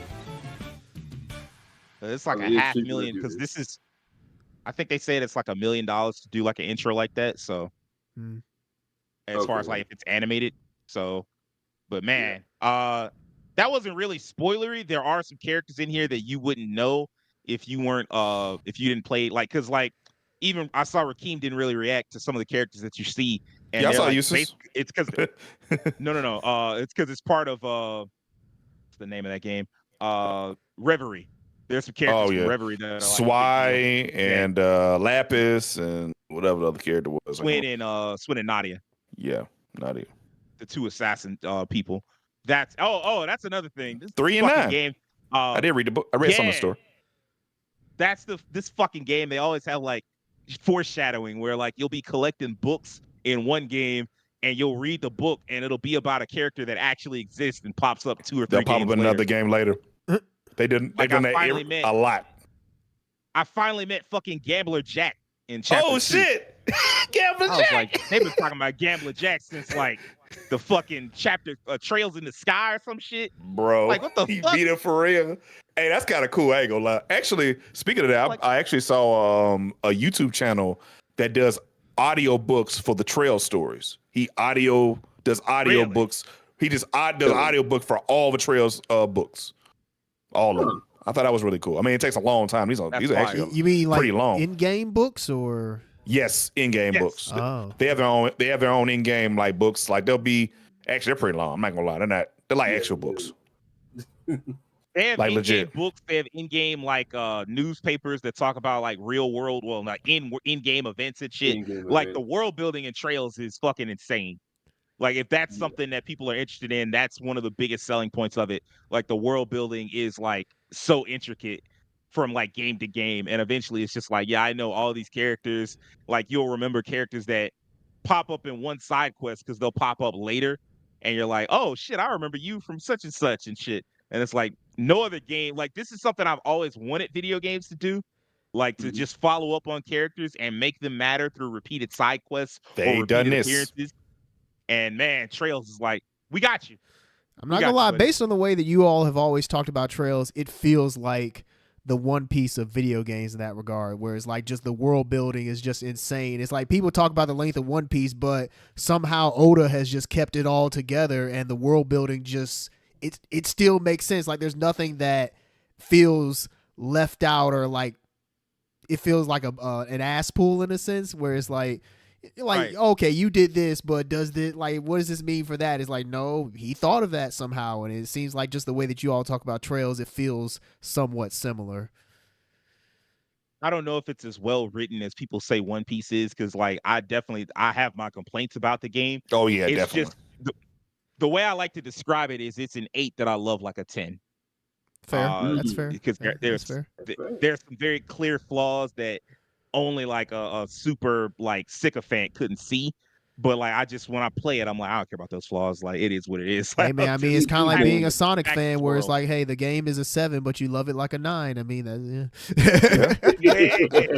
that's true, man. I feel the same way about Go ahead, Keen. I'm about to say I feel like the ultimate achievement of a game is that you have such a connection to the characters that like things that you know, little things like that might maybe some plot threads that didn't follow up or whatever. But like as long as you're playing the game in the universe and the characters you care about, that's the only thing that matters to you. I mean, it's kind of like one game that I think of that immediately comes to mind is like Tales of Symphonia. Like Tales of Symphonia like has a very basic plot. I mean, it does. Final Fantasy X does what it does way better. The plot twist. It does. I say it does have a basic plot until the plot twist. I love that. I love Tales of Phonies plot twist. It is fan-fucking-tastic. Yeah, but yeah, but it's still like that type of game where it's like it's nothing groundbreaking, but it's just so enjoyable that you love it despite that, you know. Yeah, I got you. That makes sense. 10. Yeah, go ahead, Sage. I was just gonna say the only other game I can think of that's like that is Xenoblade. Man, I love those games, but like the battle systems are just so bad. Like those are games that get dragged down by their battle system, which is such a shame. But it just feels like you have to look up a guide just to fight random enemies. It's funny. Like I was playing Xenoblade 3 and getting cooked by like random walk around enemies. And I know people are like skill issue, and I'm like, yep, rating issue too, bitch. Like, I don't know what to tell you. Like you get knocked for it. Like I love the characters, I love the world, the art design, the story, the side quests for the most part, like aside from like the really shitty side quests that are like, hey, just go find these 5 rats or whatever. But I love all the other shit. It's really great. And then like you get to the combat system and it's just like, man, I should not have to look up a guide just to figure out how to fight regular enemies. That's interesting. I've definitely heard that complaint a lot with a lot of people who are fans of the series who have played them. They're just like, that battle system be whooping my ass. I can't do it. Or some cases I've seen a lot of people like, I love the Xenoblade series, except 2. I'm just like, oh, okay. Well, I can see like 2 is very interesting. It's a very, what's the word I'm looking for? The way that they approach those, like the way that they approach the character designs is questionable. I have no idea why Pyrrha and Mithra, I have no idea why they're dressed like that. I just don't know. It just doesn't make sense. It's fan service out the ass. So like I can understand why that would piss people off. If you can look past that, you do find a game that is roughly on the same level of quality as Xenoblade 1. Plus, there's just this moment in Xenoblade 2 that I cannot describe without spoiling, but it is just such a transcendent moment if you've played Xenoblade 1. And it's just, oh man, like, because they're not, Xenoblade 2 isn't really a sequel to Xenoblade 1, but there are similarities and they are tied together for reasons that, again, I won't spoil. And then, like, you get to the end of Xenoblade 2, and there's just the thing that they do where you're like, holy shit. And you may not even realize it if you played them like years and years apart, but I played them back to back. And so I finished Xenoblade 1, basically immediately went into Xenoblade 2. And so, like, it immediately stuck out of my head. And I was like, holy shit, what are you, y'all can't be doing that. And so, like, you look it up, like, you can even find the clip on YouTube, and it's just the coolest fucking shit ever. And so, like, I for that plus just the overall, but like, really, the battle system was the thing that dragged that game down and got me to eventually. Oh, and then this weird side system that they had, where you had to like level up certain talents that your characters would have, certain abilities that they had, and without those abilities, you couldn't do certain side quests. And so it just felt weird. Like I don't know what the hell they were thinking. I eventually just downloaded a hack save. I won't even lie to you. You saying that just makes me think of like, I don't know, maybe I'm wrong, but it just made me think of like Persona in like certain areas where like, oh, you don't have this certain social stat in order, so you can't do this or you can't say this thing yet. So that's exactly what it is. So like there are certain things like there was a quest one time, this is a specific one, that like you had to have this skill called Girls Talk to like engage in this quest. And the Girls Talk level had to be like level 5 or whatever. And only certain blades had that skill. And so you had to collect because like the skill check would go up to like level 12, even though the skills would only go up to like level 5. And so that meant you'd have to have multiple characters with that skill in your party to pass the skill check.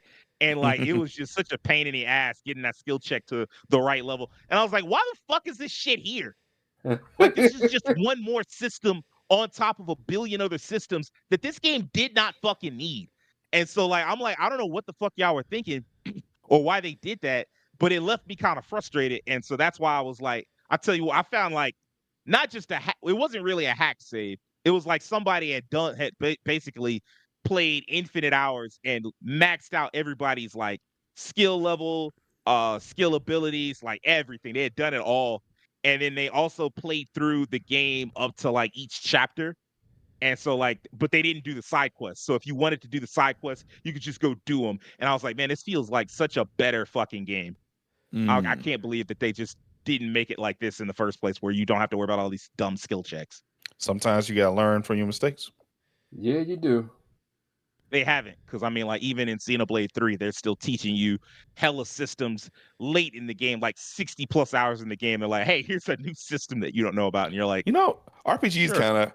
RPGs can sometimes be a little too complex. Yeah, some can kind of get a It's little. a little dance. It's a dance with that shit, because like I think with RPGs, like at least back in the day, like turn-based RPGs especially, were like so competitive that you had to have something different with your battle system or your story that stood out to make it like Legend. The guy had a combo system with different directions. Nobody else had that. It was like a completely different experience. But I think also, like, if you're not careful, you can start layering on so many mechanics that it becomes kind of, like you just said, kind of unwieldy and unfun. Which, if it ain't fun, you done fucked up. why That's are the they most there? important part. And yeah. I mean, like, I feel like the right balance for that is Yakuza versus Xenoblade. What were you gonna say, Terrence? Oh, nothing. Oh, I thought you were about to. I thought I heard you, and I was like, oh, thought I cut somebody off. The reason why I was laughing while you were talking, King, was because I scrolled down to this Concord thing, and goddamn, Well, everyone hates Concord. Everyone hates Concord, bruh. Concord Skill is up, didn't it? Overwatch for chubby chasers. What? Skill up didn't have to do him that dirty. He said Concord feels overpriced and unready. unready. God, Damn, it's over with, bro. Concord is not worth $40. Concord is Overwatch for chubby chasers. What the fuck? Bruh, What? wow, Concord, that's Legend of crazy. Postmortem. Yes, this game That's is already dead. crazy. That's insane. That's out of pocket. I want to know what this is about. I don't. It's not gonna be anything I don't. positive. I don't. It ain't gonna be It's positive. Fuck that. It ain't gonna be nothing positive. It's totally Jover for Concord. Oh no! What? We gotta retire Jover, bro. Even for Joe Biden, it's Jover. It's Jover for Joe Biden. It's Jover for Jover, bro. It's over with. PlayStation Studio exposed Concord. Like, man, y'all just so mad about this game. God dang. This game ain't working. It's gonna be all right. To be honest, I feel like part of that is just feeding for the hate for the algorithm. Cause Oh, you know it. You already know. Hate clicks is like all the rage, especially this year. Boy. Can't be out here speaking positively on no video game. You gotta hate it. Hate gets more clicks, man. You know it. Like Hate, it does now, but now we're like, you get pushback on anything saying positive shit on the shit. Like, that's crazy. Called a shill, yeah. How dare you like that? How dare you? know what the problem is? You're a shill for the community. Community. Damn, I wish Kevin was here, man. You're a shill for the community. You don't know what you're talking about. Still don't know what that means. I don't, man. I guess if you like Star Wars, you're a shill for the community. About Game Informer. Since it's up here, I guess we need to talk about it, huh? Game Informer. I mean, it's right there. Shout out, bro.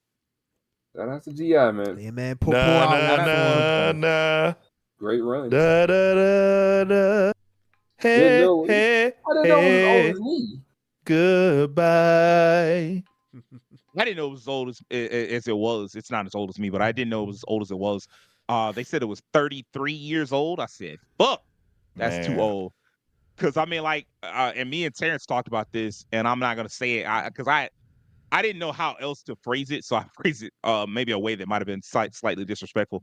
But basically, I just didn't know anything about Game Informer for years. Like in the 90s and in the 2000s, I bought gaming magazines heavy, but I just never even thought about Game Informer. And it wasn't until I got to college and I was like, damn, Game Informer, like everywhere. And it felt like it was the only magazine that mattered. You sure and did. I think, Terrence, would you say it was? Pretty much when GameStop bought them and made them like part of their membership, that kind of yeah, they were pretty much everywhere after that, because like at that point people were buying the GameStop Power Plus. Is that what it was called? Yeah, Power. I think so. Pretty much, if Power you were a member of Forward. that, you get the magazine too, and that was a huge part of their of GameStop's push at the time. So plenty of people had those magazines. Heck, I remember having I wonder if I were to go back to my parents' place, would they still have like a lot of those Game Informers? Because I had and that was a big part of it too, was like the covers. Like you'd always get like some kind of exclusives on the covers. They'd have like some of the best covers in the game. Man, it'd always I be remember the one something for interesting to read in Game Informer. I remember that Uncharted 2 cover vividly. Like that was, I remember that. Like honestly, all 4 of those, I remember those vividly. Yeah, man. Mine was Darksiders 2. I love that cover. I was so hyped when I saw that cover. Just because I know if you're watching this, you might not be able to see it. This is Jeff Keighley talking about some of the incredible Game Informer covers over the years. He says there was nothing like going to my mailbox to see which new game would be revealed. The Andy McNamara and team loved games so much. We always had fun collaborating with them on reveals. He goes on to say, for a time, there was nothing more powerful than a Game Informer cover. Games would pass on VGA or TGA to score a GI cover just a few months later. When the first Red Dead Redemption didn't get the Game Informer cover, Rockstar bought a cover wrap to take over the cover because it was that important. Wow. One E3, I remember Game Informer was able to get Activision to pull showing Tony Hawk Underground at the show, all because the game was going to be on the next GI cover. A true institution of our industry. And I think that's correct. Even though during the PS1, PS2 era, they weren't. But the PS3 era, which technically PS3 60 era, is when gaming really experienced its first huge boom period. Yeah. And that was the time period where Game Informer was like it. Yeah, that 100%. Yeah, you're absolutely right. Because before then, you still had like your Game Pros, your Game something. I remember Game magazine. Pro. Game Pro, Official something magazine. Yeah, your PlayStation. PlayStation Underground. PlayStation Underground. That you still had like plenty of those magazines running around, but once we got to the PS3 360 era, it started to condense a bit. They were all, basically they all got replaced by the internet. Yeah. And I do believe that it is what you said. GameStop buying them basically was like, all right, well, this is going to be, you're going to get this. Everybody that fucks with video games, that gets the rewards, that they're going to get this. And that made them a huge deal because they had like such a big reach. I think I looked it up and they said at one point they had like an 8 million circulation a month, and which made it like the 4th biggest magazine in the country. Yeah. So passing things like Sports Illustrated and Time fucking Magazine, like they were above those at one point. Yeah, man, it was. You head to GameStop, you pay for your membership, they hand you a book right there. Yep, they got your information, and then once you get home next month, that next book is in the mail. Yep, I remember that vividly. Like that's exactly how I'd go to that GameStop in Starkville, and they signed me up. I'd get my book, and I'd always get them. Yep, I remember when they switched to digital ones. You could choose to go digital or go physical. Yeah, and I switched to digital for a while because I just wanted to have a digital library at that point. But man, I do remember that. I also I remember the flip side of what Jeff Keighley's talking about, because for a good 7-8 years, the Game Informer cover was like super important and everybody wanted it. But then it got to a point where they didn't have the cultural cash anymore because gaming, everything was so online, everybody was online that I remember, I think it was December 2013, somewhere in that area, where they put up the last really big reveal. Not like the last big cover, because they would continue to do covers for years, but they had this point where they put up a cover reveal for Middle Earth Shadow of Mordor. Mm-hmm. And that was the one where it was like, okay, this is cool. Like that game came out of nowhere. Nobody had heard about it. It was just surprise, bitch, here's a cover. And thank God it was good. And it was a very good game. And then after that, they just started showing you reveals that weren't reveals. It was like a game that you knew about, and now we're going to do a deep dive on it. Yeah. And that in itself was like a different, that lets you know that they weren't on the same tier anymore, because developers were like, well, we can reveal it somewhere else and get a wider reach. And then if you want more information, you can get the deep dive with Game Informer. And that was like the beginning, the very, very beginning of the end. Yeah. And it just sucks because you can't the shit, some of the stuff we were reading as we found out about Game Informer shutting down, man, Like, oh yeah, I didn't even know. I had to find out on Twitter. Like, what do you mean an Man, employee had to find out on That was Twitter? so man, messed that up. is so crazy. It's and like we talked about, like that's unfortunate. That's not even just a like that's become an industry wide thing where you find out like pretty much the moment everybody else is finding out, and it's like, what the hell? Right. At least have the common decency to let people know. And then like not only that, but they were like 70% of the way done with their next issue. In other words, that shit like came down from on high like that. Like you just surprised, bitch. Y'all don't have a job no more. Like nobody knew. They were just working along, and then like they were almost done with the next issue, and then and GameStop, I assume, was just like, nope, you up out of here. And it's so bad. I saw a headline earlier today. A deleted Game Informer is now redirecting to GameStop's closure statement. And so it's like you can't, if you go to their website, if you go to any of their website, it just redirects you to this stupid fucking statement, which So that's their apparently is website. even written by AI. Mm-hmm. Wow. And it's like, what the fuck is what are we doing? What are we doing, man? Like, where are we as a country where like we're taking jobs that people actually want?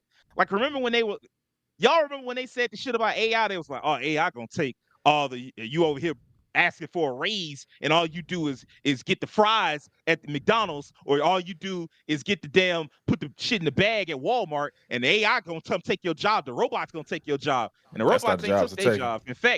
In fact, they took the damn self-checkouts out them bitches. They Like sure every did. major retail place, Walmart, Dollar General, Target, they took the self-checkouts damn near out of them. Hell, some of them Walmarts, they still got them, but you gotta have Walmart Plus or some shit just to ring up over there. Like they Ooh. taking that super seriously. Like they trying to put the humans back into that. Meanwhile, and nobody wants those jobs. You work those jobs because you don't have a choice. Like you work those jobs because you gotta pay bills. Yeah, And I'm and not even with saying those that self those jobs checkouts, they be- still have to have somebody there to make sure they're running gotta have properly. somebody They sure watching. do. Yeah. And running exactly. But like, I'm not trying to disrespect those jobs. I'm just saying people don't really want to work those jobs. They just work them because they got to pay bills. Meanwhile, the jobs that people want, writing, musicians, all that shit, graphic design, all that shit, videos, all that shit. Like now all of a sudden you got AI being like, I mean, you got people at the top making millions of dollars talking about some, oh, well, you know what, we can replace you with some AI. Like, bitch, first off, no, you can't. Because all AI does is go back into the past and look at work that somebody else put in and steal Yeah, 100%. vigorously. That's what it does. So you can't actually replace us with AI. You can't replace creative people with AI. But yet, here we go. And then like just the disrespect. You couldn't even get somebody to pay for it. It's like, oh, well, it looks like they got this statement, the last statement for Game Informer, a 33-year institution to be written by AI. It's like, man, if you don't get the just so angry just thinking I about didn't even this. know about this. I The know. fact that it's written by AI, that just goes to show that they just did Yeah, not 'cause I care didn't about even know. like putting out a They real didn't. thing, a real statement from like a real person. Honestly, fuck GameStop at this point too. I don't know. I mean, well, and that's the other thing. GameStop was about to die anyway. Yeah. The Yeah. most Just hanging relevant on they by a were thread was every that time I look up. the most relevant Game Informer ever was recently was that fucking stock market. I mean, not Game Informer, GameStop. That fucking stock market thing a few years back Yeah. Yeah. where somebody was trying to short it and then like a bunch of people made hella money off of it. Yeah. That was hilarious. Well, what a time to be alive. I know, Boy. right? What a Ugh. time. Man. But it's yeah, I was trying to look up game covers for Game Informer because I thought at least the website would be up, but no, there's nothing up. Like if you go to the Game Informer website, all you get, like you can't go to any of the archive shit. Like the only way you can see it is through the Internet Archives, and it's like, and that brings me to another like related topic. Man, it's really just not true. Like once something on the internet is there forever, that shit a lie, ain't it? Well, I guess outside of the Wayback Machine, yeah. That shit apparently. can't keep everything. So I Sure mean, like, can't. I mean, like, don't get it twisted. The things that would embarrass you or like, fuck up your job shit, probably will be on there long enough to like cause you severe distress. But like that one web page or that one article you really liked or that one guide that you really fucked with, don't just assume that's on there forever. That shit could go down here tomorrow, and there are no backups. Man, I've been looking you'll for never see it again. I've been looking for this one fucking webcomic I read as a kid. It was called like Ninja something. I can't find that shit anywhere. I always try to look it up every few years because like for the nostalgia, I can't find that shit anywhere no more. Even the sites I used to read it on, like a lot of them have changed, like maybe changed ownership, changed style. It's hard to even find the shit. Man, it's hard. Being attacked. But shout out Game Informer and all the people that work there. I hope they find good places to work. Even though it's increasingly harder to find like gaming media, like what's likely to happen is they wind up working at GameStop has still not issued a statement on Game Informer's closure directly again, only publishing a goodbye message with no rationale. I was able to easily recreate passages of this message in ChatGPT with a few uses of the prompt. Write a sad goodbye message about the closure of the video game magazine Game Informer after 33 years. Wow. Yeah. Well, to be fair, if it's AI, it probably could. If it's still in information, it might just take it from the original post. GameStop CEO somewhere absolutely correct. Sniffing coke.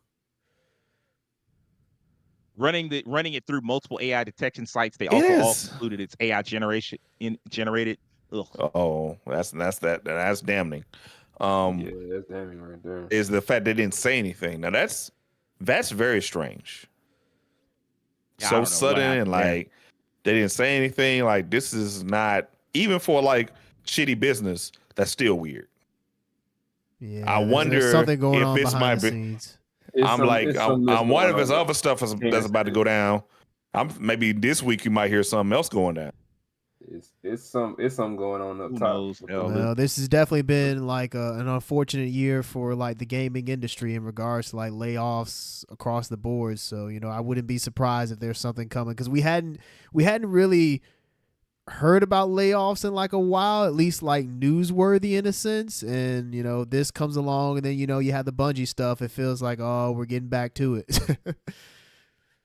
That shit fucking, and that's another thing, man. Like, and what pisses me off or what saddens me, I guess, is that I've never enjoyed video games more than I have in the last 4 or 5 years, and yet I've never seen so much like reason to be sad than in the last 2 or 3 years. Yeah. Like because like the PS360 generation, I really didn't fuck with that generation like that. I know a lot of people have a lot of really fond memories of that shit. But I got into it late, and by the time I got there, I looked around and I was like, I'm not impressed. Like, I looked around at some of the games that are on offer. Yeah, exactly. Was Dupree that said that shit? I'm not impressed. Like, I looked around and I wasn't really feeling most of what I saw. And I was like, eh. And then the PS4 generation started, and it started kind of slow. But then once it got going, I was like, okay, we on to something. And then like these last couple of years with the PS5 generation, I've been pretty into it. Like games like, the Trail series, the Yakuza series, of course, which have been around, but like they've gotten to another height lately. All the new RPGs, all the Square shit, all the like, it's just been, like me and Keem talked about all the RPGs. You just drowning in them. You in them now. So many in it. Like they just won't like, and their quality. Most of them are really good. Most of them tend to be 8, 9s, and 10s. And so you like, oh man, I'm getting everything I want, and then to look around and see so many people lose their fucking jobs, I'm like, man, what the fuck is going on, man?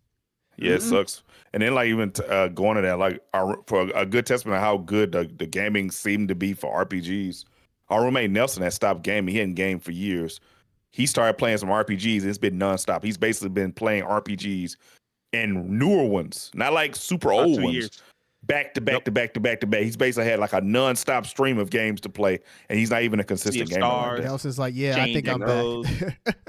Y'all think I'm back? We in here. He's like, he playing Octopath Traveler right now. Games. Oh wow, he look at Octopath Traveler 2. Like he just in there. Sea of Stars, Chain Echoes, both of which are very good games as well. Yeah, very good games. Well, maybe without the sadness of Dollar General dragging him down, now he maybe that helps him to find happiness. Hey man, without Dollar General, everybody's life is better without them. Yeah, I hope Devin's life is now better without it. I know. I hope so too. Have y'all heard about this Bloodborne thing? What about Kai? Bloodborne? A mod or something? Oh, No, Casanat? yeah, okay, there we go. Oh, Something like yeah, that. I have, yeah. Oh, he's doing like a Casanat stream. streaming. He's Yeah, like doing a full-on marathon stream. where he's not going to stop until he finishes it, I believe. Yeah, like he's done with Elden Ring and another one I think he's done too. And So, people are yeah, talking he's about a- like he may be the one to actually get Sony He to be actually like, said- wait a minute, hold on. You mean he actually you all said actually on like his stream. Bloodborne? He actually said on his stream, he said, I know I got that type of power on this platform to kind of get the word out. So he's like, I'm doing this stream for that. I want to see if I can get some attention on getting either a remaster or a PC port of this game to come out. He's like, I'm going to try that. He said, I want to. So he's like, all right, I'm going to do it. You know what? I respect him Oh. for it. I respect him. That is using your power responsibly. So hats off to him. Yeah. Yeah. Like I mean, like I can't do anything but congratulate him. Man. There have been some things that Casanat's done where I'm like, I don't know about this, Mhm. but this one right here, I'm like, hey man, the people been begging for a fucking Bloodborne. Begging. It's funny Dang. because coincidentally on Kind of Funny, one of the people on Kind of Funny, Andy Cortez, was trying to do Bloodborne on PS5, but he was going to do a modded version. It's going to be in 60 frames per second and shit. Mhm. He had to drop like Max did that. $1,400 to try and pull that shit off. Because I think you have to buy a launch model version of the PS5. It can't be connected to the internet at all. Yeah, Because at all. the second it connects, it'll start to update the firmware. The second it updates the firmware, you're fucked. You can't hack it anymore. And so Yeah. there's all this shit that he had to do and figure out and work these different things. And then like he had to figure out how to get on the internet without connect. Like he had to figure out how to open a browser on Sony's web on the PlayStation 5, even though it doesn't have a browser. It doesn't. And so there's this. Well, it does kind of. It's just hidden He needed one and that really could take hard him to to get. Google. And Yeah. yes, it is very hard. He was explaining what Yeah. you had to do, and I forgot kind of the steps, but it was such a complex Byzantine thing to finally get to fucking Google. It was fucking nuts. I was like, I remember I got on it. it. I did something. I think it was something for like a verification, like like DRM shit. And Yeah. I accidentally opened it, and I was like, "Where the fuck did this Where web did this browser come come from?" I actually didn't even think about the fact Oh. that PS5 might or might not have a web browser. It's like I know It's the PS3 and For the 4 I guess 4 3 The is 4 more has so it. the one that's It's known 4 for had having one. a web browser. Yeah, but 4 had one. yeah, no, I remember 4 Yeah, has 4 one, had but it's like I remember 3 being the one that like people would actually sort of use it. Hey man, before certain updates, 3 was the wild west on there. Boy. You could do a lot of stuff on the 3. Boy. The 3 3 have had a lot of fun with it. the Like, 3 the was a customization fun on 3 console. I will agree. Like even though I didn't like a lot of the games, the customization you could do on 3 was insane. Man, Like the It was. ability to you could put up any kind of background on your shit. shit Any was type of fire. music to play. Like, Oh my man, god. Let me play I some was- John Legend right quick. Just put the John Legend in for thumb drive. Yeah. We're just Yeah. ordinary Hey, people. I used to have my While whole playing God of War. music library uploaded to my PS3. And yeah, I Yes, played on the background sir. fighting Yeah. games. Yeah. I was playing DMC with Man. them custom soundtracks running. You can watch videos on there. You can watch movies on there. If you were on the internet and someone didn't have their shit locked, you could watch their movies. Yeah. You could absolutely do that. You could. I remember Yeah, going on oh, there. man, I we just forgot about that shit. yes, sir. I remember going on there. there I was saw some some. dude that lived next to y'all, Yes, and y'all was able to like access his digital library. It was like Dragon Yes. Ball Z. He had the whole different show, movies and shit. all of it. Bro had like porn. I was like, Yeah. why you have all this shit on your PS3? Like, I what the fuck? I don't know, but I think that guy every day we would watch some good movies on his. That was a wild Hey, west, man. boy. I It missed that. I was. missed them days. I hate that those systems in a way kind of went backwards, man. Yeah, they Like did. it sucked. They Like did. they went backwards for no reason. Like they became, I guess they started working more like Apple. Because Android's very open garden, like you could do whatever you want with them, and then Right. Apple's like a closed garden system. And I think the PlayStation was like, let's copy that, and Yeah. it sucked because it took more Shit options away move, from the Sony. average user. Shit move. I mean, it was on purpose. They knew what they I were Security know doing. it was on purpose. security It's shit. move. A lot of it, but some of that shit too. Dead serious though. Yeah, Sony was definitely in hot water those what was it a good like couple of weeks when PSN was down? Oh man, it was bad. Man, was it down, Yeah. man? Woo! Part of the summer too. Man, I you was lived. like, If you had your console in that time, boy, that was. I had just got Mortal Kombat. Boy, I was hot. I said I that was was not around hyped, that time like I Mortal said. Kombat came out, huh? I had just gotten I had a PS3 I think maybe a year because it came out in 20. I got mine in 2010, and I think that down happened like PlayStation Network went down in 2011, like during the summer.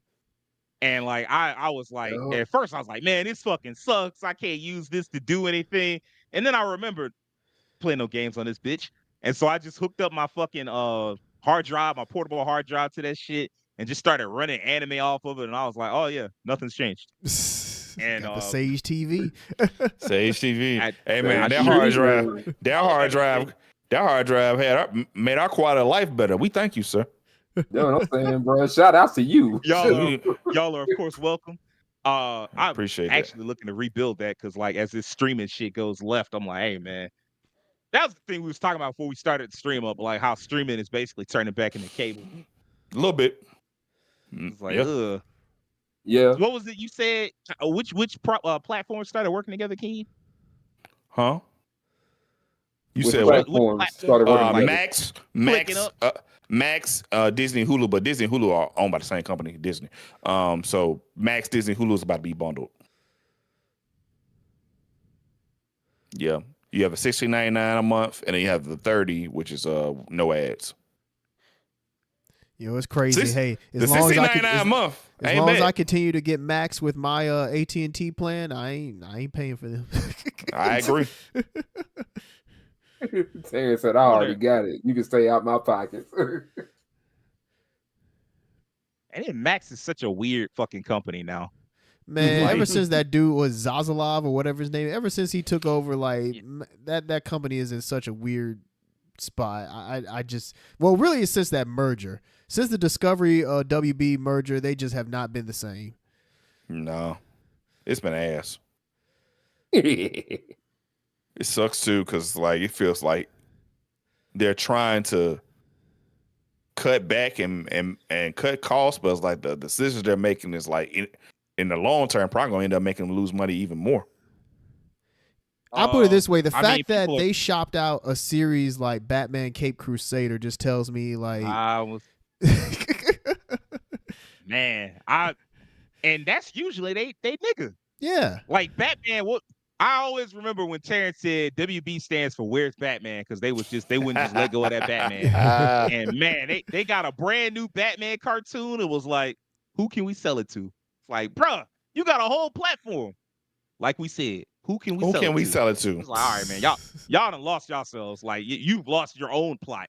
And I mean, like, it would be cool if you were selling Batman and then you were going to put up a bunch of other DC cartoons on your own platform to try to like, okay, we're going to balance this out that kind of way. But that's not what they're doing.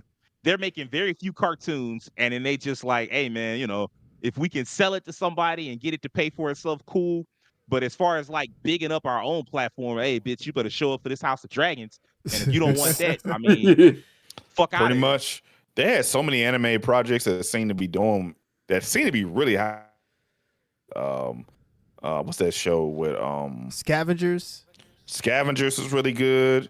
They also had the one with Genndy Tartakovsky, Primal. That's a really good show. Yeah, that was something. That's another one I can't think of. But those two like stood out. Like I thought those looked really. Don't they have something new, or is that I don't know if it's a Max property. Maybe it's not. Maybe it's Scavengers Adult Swim is under Max. So I'm let you know right now, Scavengers kind of fucked up, but it's good. what is it like? Incredible Hit Girl or something like that that's coming out soon? I think so. Girl. Is that like a spinoff of Kick-Ass? No. It doesn't have anything to do with Kick-Ass. It's okay. Hang on. Let's see. What is that series? It has a black character. The main character is a black girl. If I'm not mistaken, like Hit something. What is Hit cartoon? I saw Devin watching this other day. This is a dark show. They are lost on a planet they know nothing about. So this Yeah, is like it a is. not fun Lost in Space. Yeah, it's not fun. it's quite crazy. Like some of the stuff they get into is it's insane. Whoa.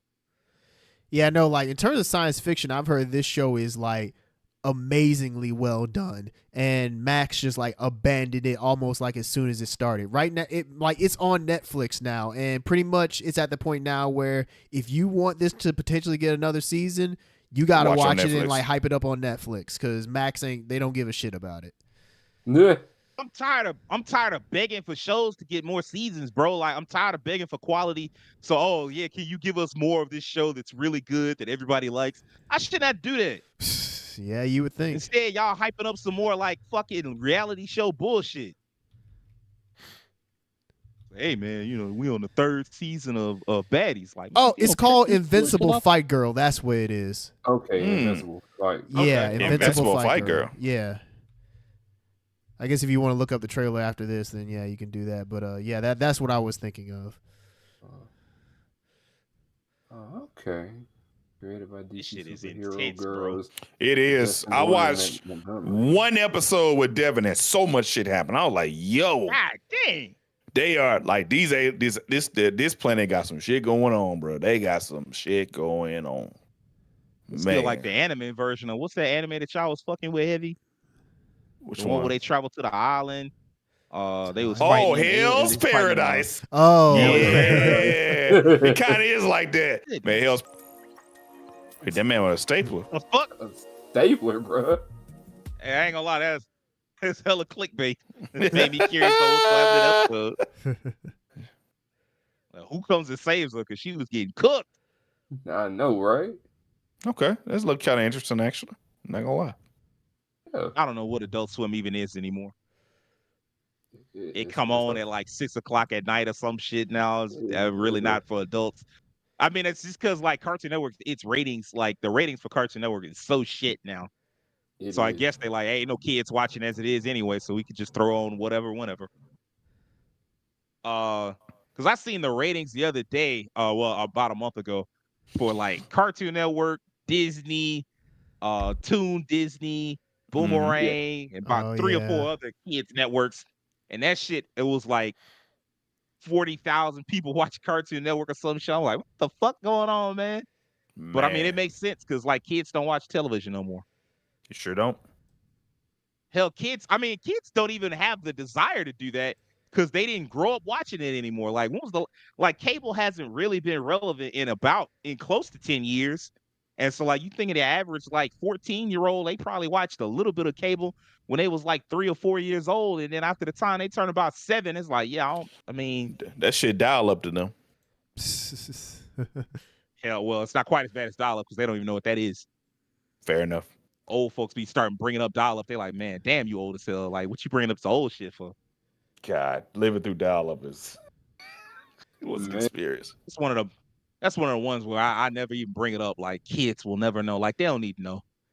There was a time when you couldn't get on the internet without everybody in the house not being able to call people. Like, they don't need to know anything about that. Well, one thing I will say real quick about that Invincible Fight Girl show is that it's created by a black man, and he's I guess an alumni from SCAD, like the school in Georgia, like Savannah College of like Arts or whatever it's called. But yeah, funny enough, it's like it seems like it got moved to Adult Swim because reasons.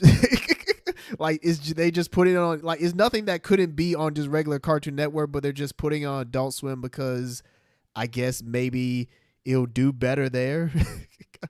Yes. Same as My Adventures with Superman. Like, it's exactly like that. Like that, My Adventures with Superman and another show that's like that where they just move them to like Adult Swim just because they could, I guess. But anyway, continue on with what you all were saying. I mean, I'm on the same topic now. Like, I'm back to like what I was saying before of like Adult Swim doesn't know what it is anymore. It's just like, it's just out there. Like, they just put on whatever they can get, whatever content they can get. And like, sometimes it's relatable. Sometimes it's for adults. Sometimes it's just like, hey, this could have aired on Cartoon Network, but it wouldn't have performed as well. So fuck it. Yeah, I think with streaming, it's like the need for Adult Swim just isn't the same, and so like the identity just isn't there anymore. I mean, like, it's then got to the point. I went home, like y'all know I went home at the start of last month, and even my aunt in her 60s, she's not super oriented towards tech. She did not have cable. She was like, "Yep, I got the hookups. If you need the passwords, let me know. I got MGM Plus and I've got Amazon Prime and this and that." And I was like, "Oh, okay."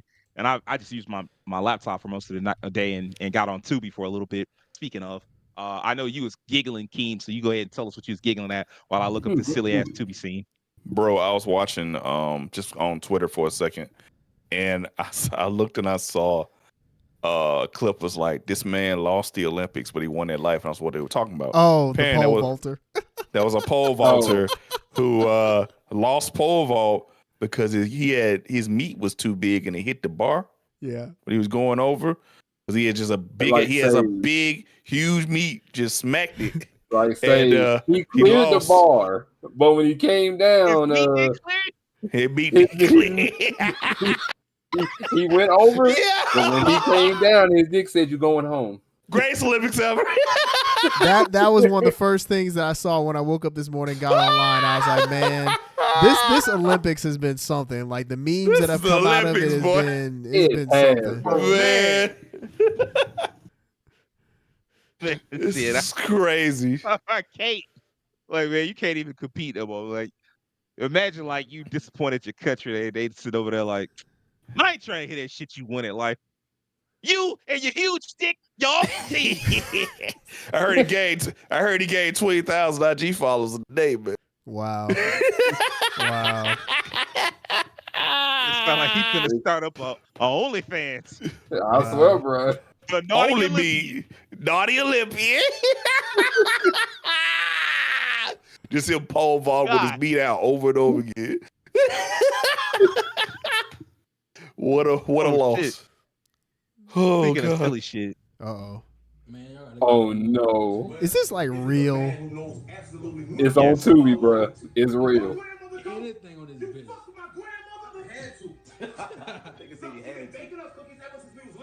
Oh, but you wanted a different kind of cookie, huh? This nigga ain't even choking for real.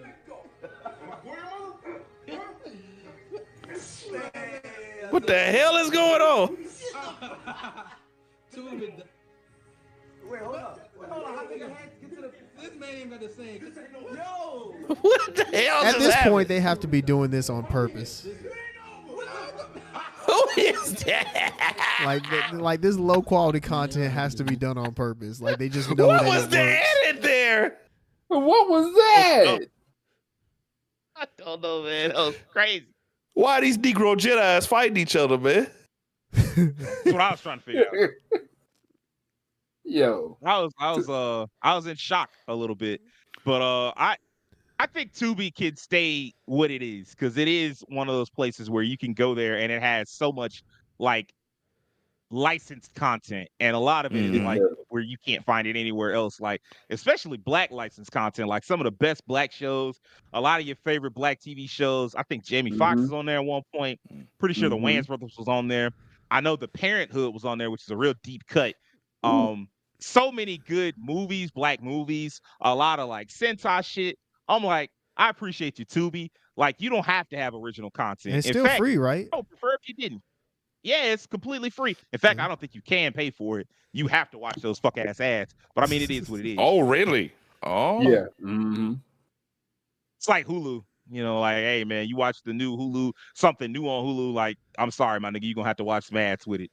I don't care what you get that premium version of it. I think even some like there's some live content that you're like, it don't make no difference what you get. You still watch. Oh yeah, I mean if you're watching it's live, yeah. Yeah. It's like, hey man, you just stuck, my nigga. I don't care. So I mean, like, I remember that Hulu has live TV stuff. Man, that was their thing at first. That was the thing that helped them stand out. Yeah, the live content. Shoot, the thing that helped them stand out at first, that big ass anime library that nobody else had at the time. Man, you remember when everybody was trying. It's funny seeing everybody trying to get in on like the get their own slice of anime now. It's funny because like 10 years ago, companies were trying to do that, and it just didn't work at that time. But now it's like they're trying it again, and hey, it seems to be working. Because I know Hulu now has a much bigger push towards anime than what they had even like a year ago.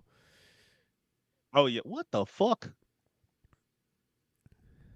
Titanic 666. I remember when I think Hulu had what, like Neon Alley? Is that what it was called? Like 10 years ago?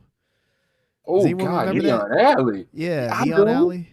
Oh my God. And even remember when Amazon had like their own anime service until they had to retire that because it was so stupid. Yeah, Neon Alley had Tiger and Bunny. Yeah, that was Viz's thing. Yeah. All that One Piece arc that nobody liked. I'm joking. I'm joking. It was okay. There's that one Piece. I remember this. Yeah. There's that One Piece fan that heard King say that and was like, "What you say?"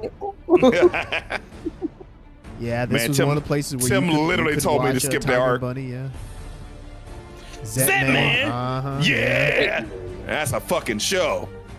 Yeah. We're getting Zeddy with it. LaGrange. Yeah, I remember all this from back then, yeah. Blue Exorcist. In its prime. Day 1. Vampire Night. It's an oldie. Vampire Night. That's some OG shit. All right. With that era, but whatever. Shit put in. And this also doesn't fit. 12 years ago? Yeah, but this is from 08. Yeah, this is like a way back. This one makes sense because it's popular. Vampire Night was just a random show from like 2008. Yeah. I remember getting like a short trial to Neon Alley at one point. I remember that. Yeah, I had Neon Alley at a point because there were certain shows that I just wanted to watch, and I was like, like this one, for example. Oh, man, the final act. Yeah, I remember. It was the only way that you could watch them like officially, so I was like, well, you know what? I'll do it. Do it. Yeah. But yeah, I just brought it up just because I remember back then when so many companies were trying to have like their own like anime service. Kakashi! It just didn't work then. Like Crunchyroll was the one who just prevailed above everyone else. And now it feels like everybody's like trying again, but they're doing it in a different way. I'm the only one. I watched it. I watched it on when it was on Toonami late night. A late night Toonami. What are you talking about? Kakashi. Yeah, no, I watched it too. I remember watching It's time to hit people with barriers. Squares and barriers over and over again. Yeah. That wasn't smooth. I remember that main character and how he just like everything he did was to try and press the other girl. It sure was.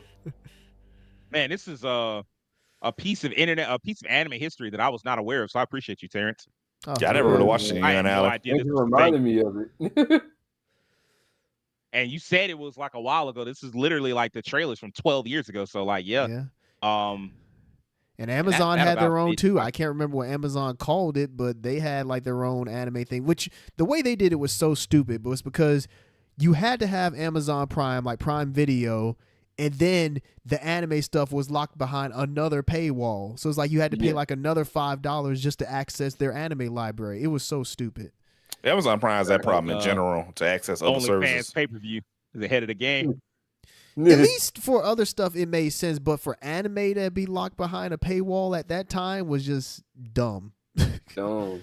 Extremely. Some of this stuff just, I wonder how workable it is as far as from a profit perspective. Or if it's just this stuff is actually impossible. Like you're not going to ever make money off of it because the amount of money you would need to charge to make money is not something the average consumer would be willing to pay. Anime Strike. That's what it was called. That was Amazon's anime video on demand service. Anime Strike. That shit sound like a website.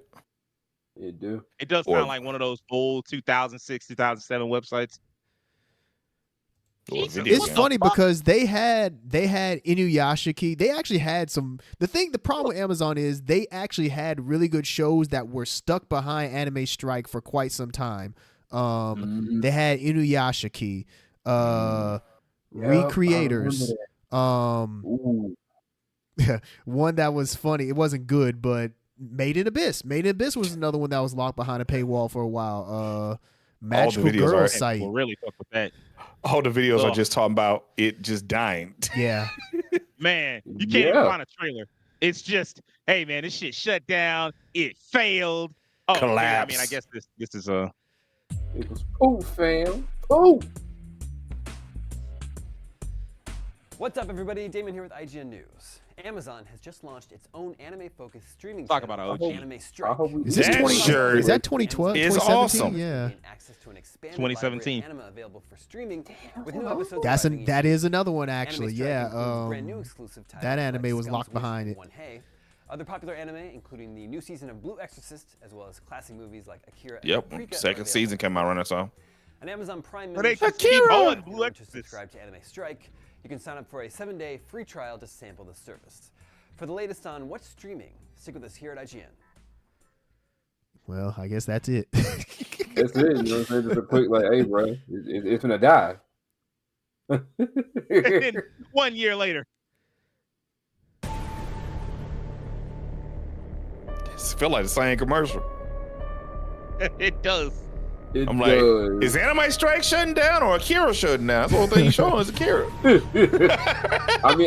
I guess the one way to show that it's shutting down is to show this. Exactly like I said, you had to have a Prime membership and you had to pay $5 on top of it. That's so dumb. I don't know That whose is so idea backwards. that was. Less than a year ago. Yeah, they just made it available for free. So they just shut down the service. Yeah, essentially, yeah. That's definitely one of those you knew. I think they got so much moments. pushback that people were like, yeah, they were like, no, we can't continue to do this.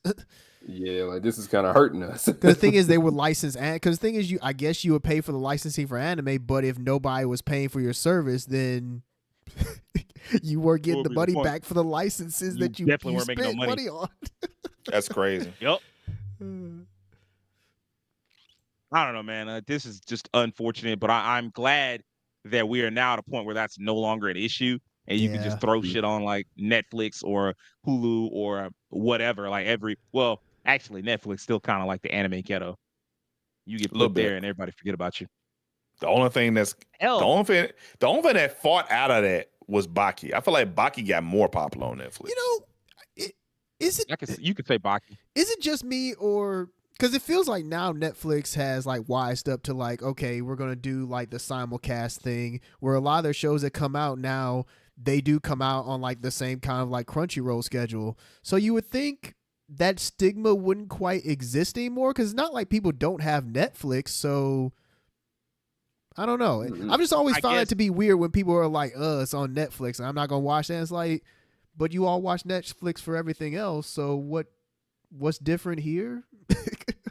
Have they all shifted to being weekly, like simulcast type shit? I wouldn't say all of them, but probably not. There's a good portion of them are, yeah, like I know not Pickup Girls in Dungeon, but Delicious in Dungeon, it was simulcast. Unless you're something like maybe a little bit, because Delicious in Dungeon still seems to be fairly popular. So. Yeah, it was definitely popular. Yeah, definitely. Yeah. I guess it also depends on like the anime.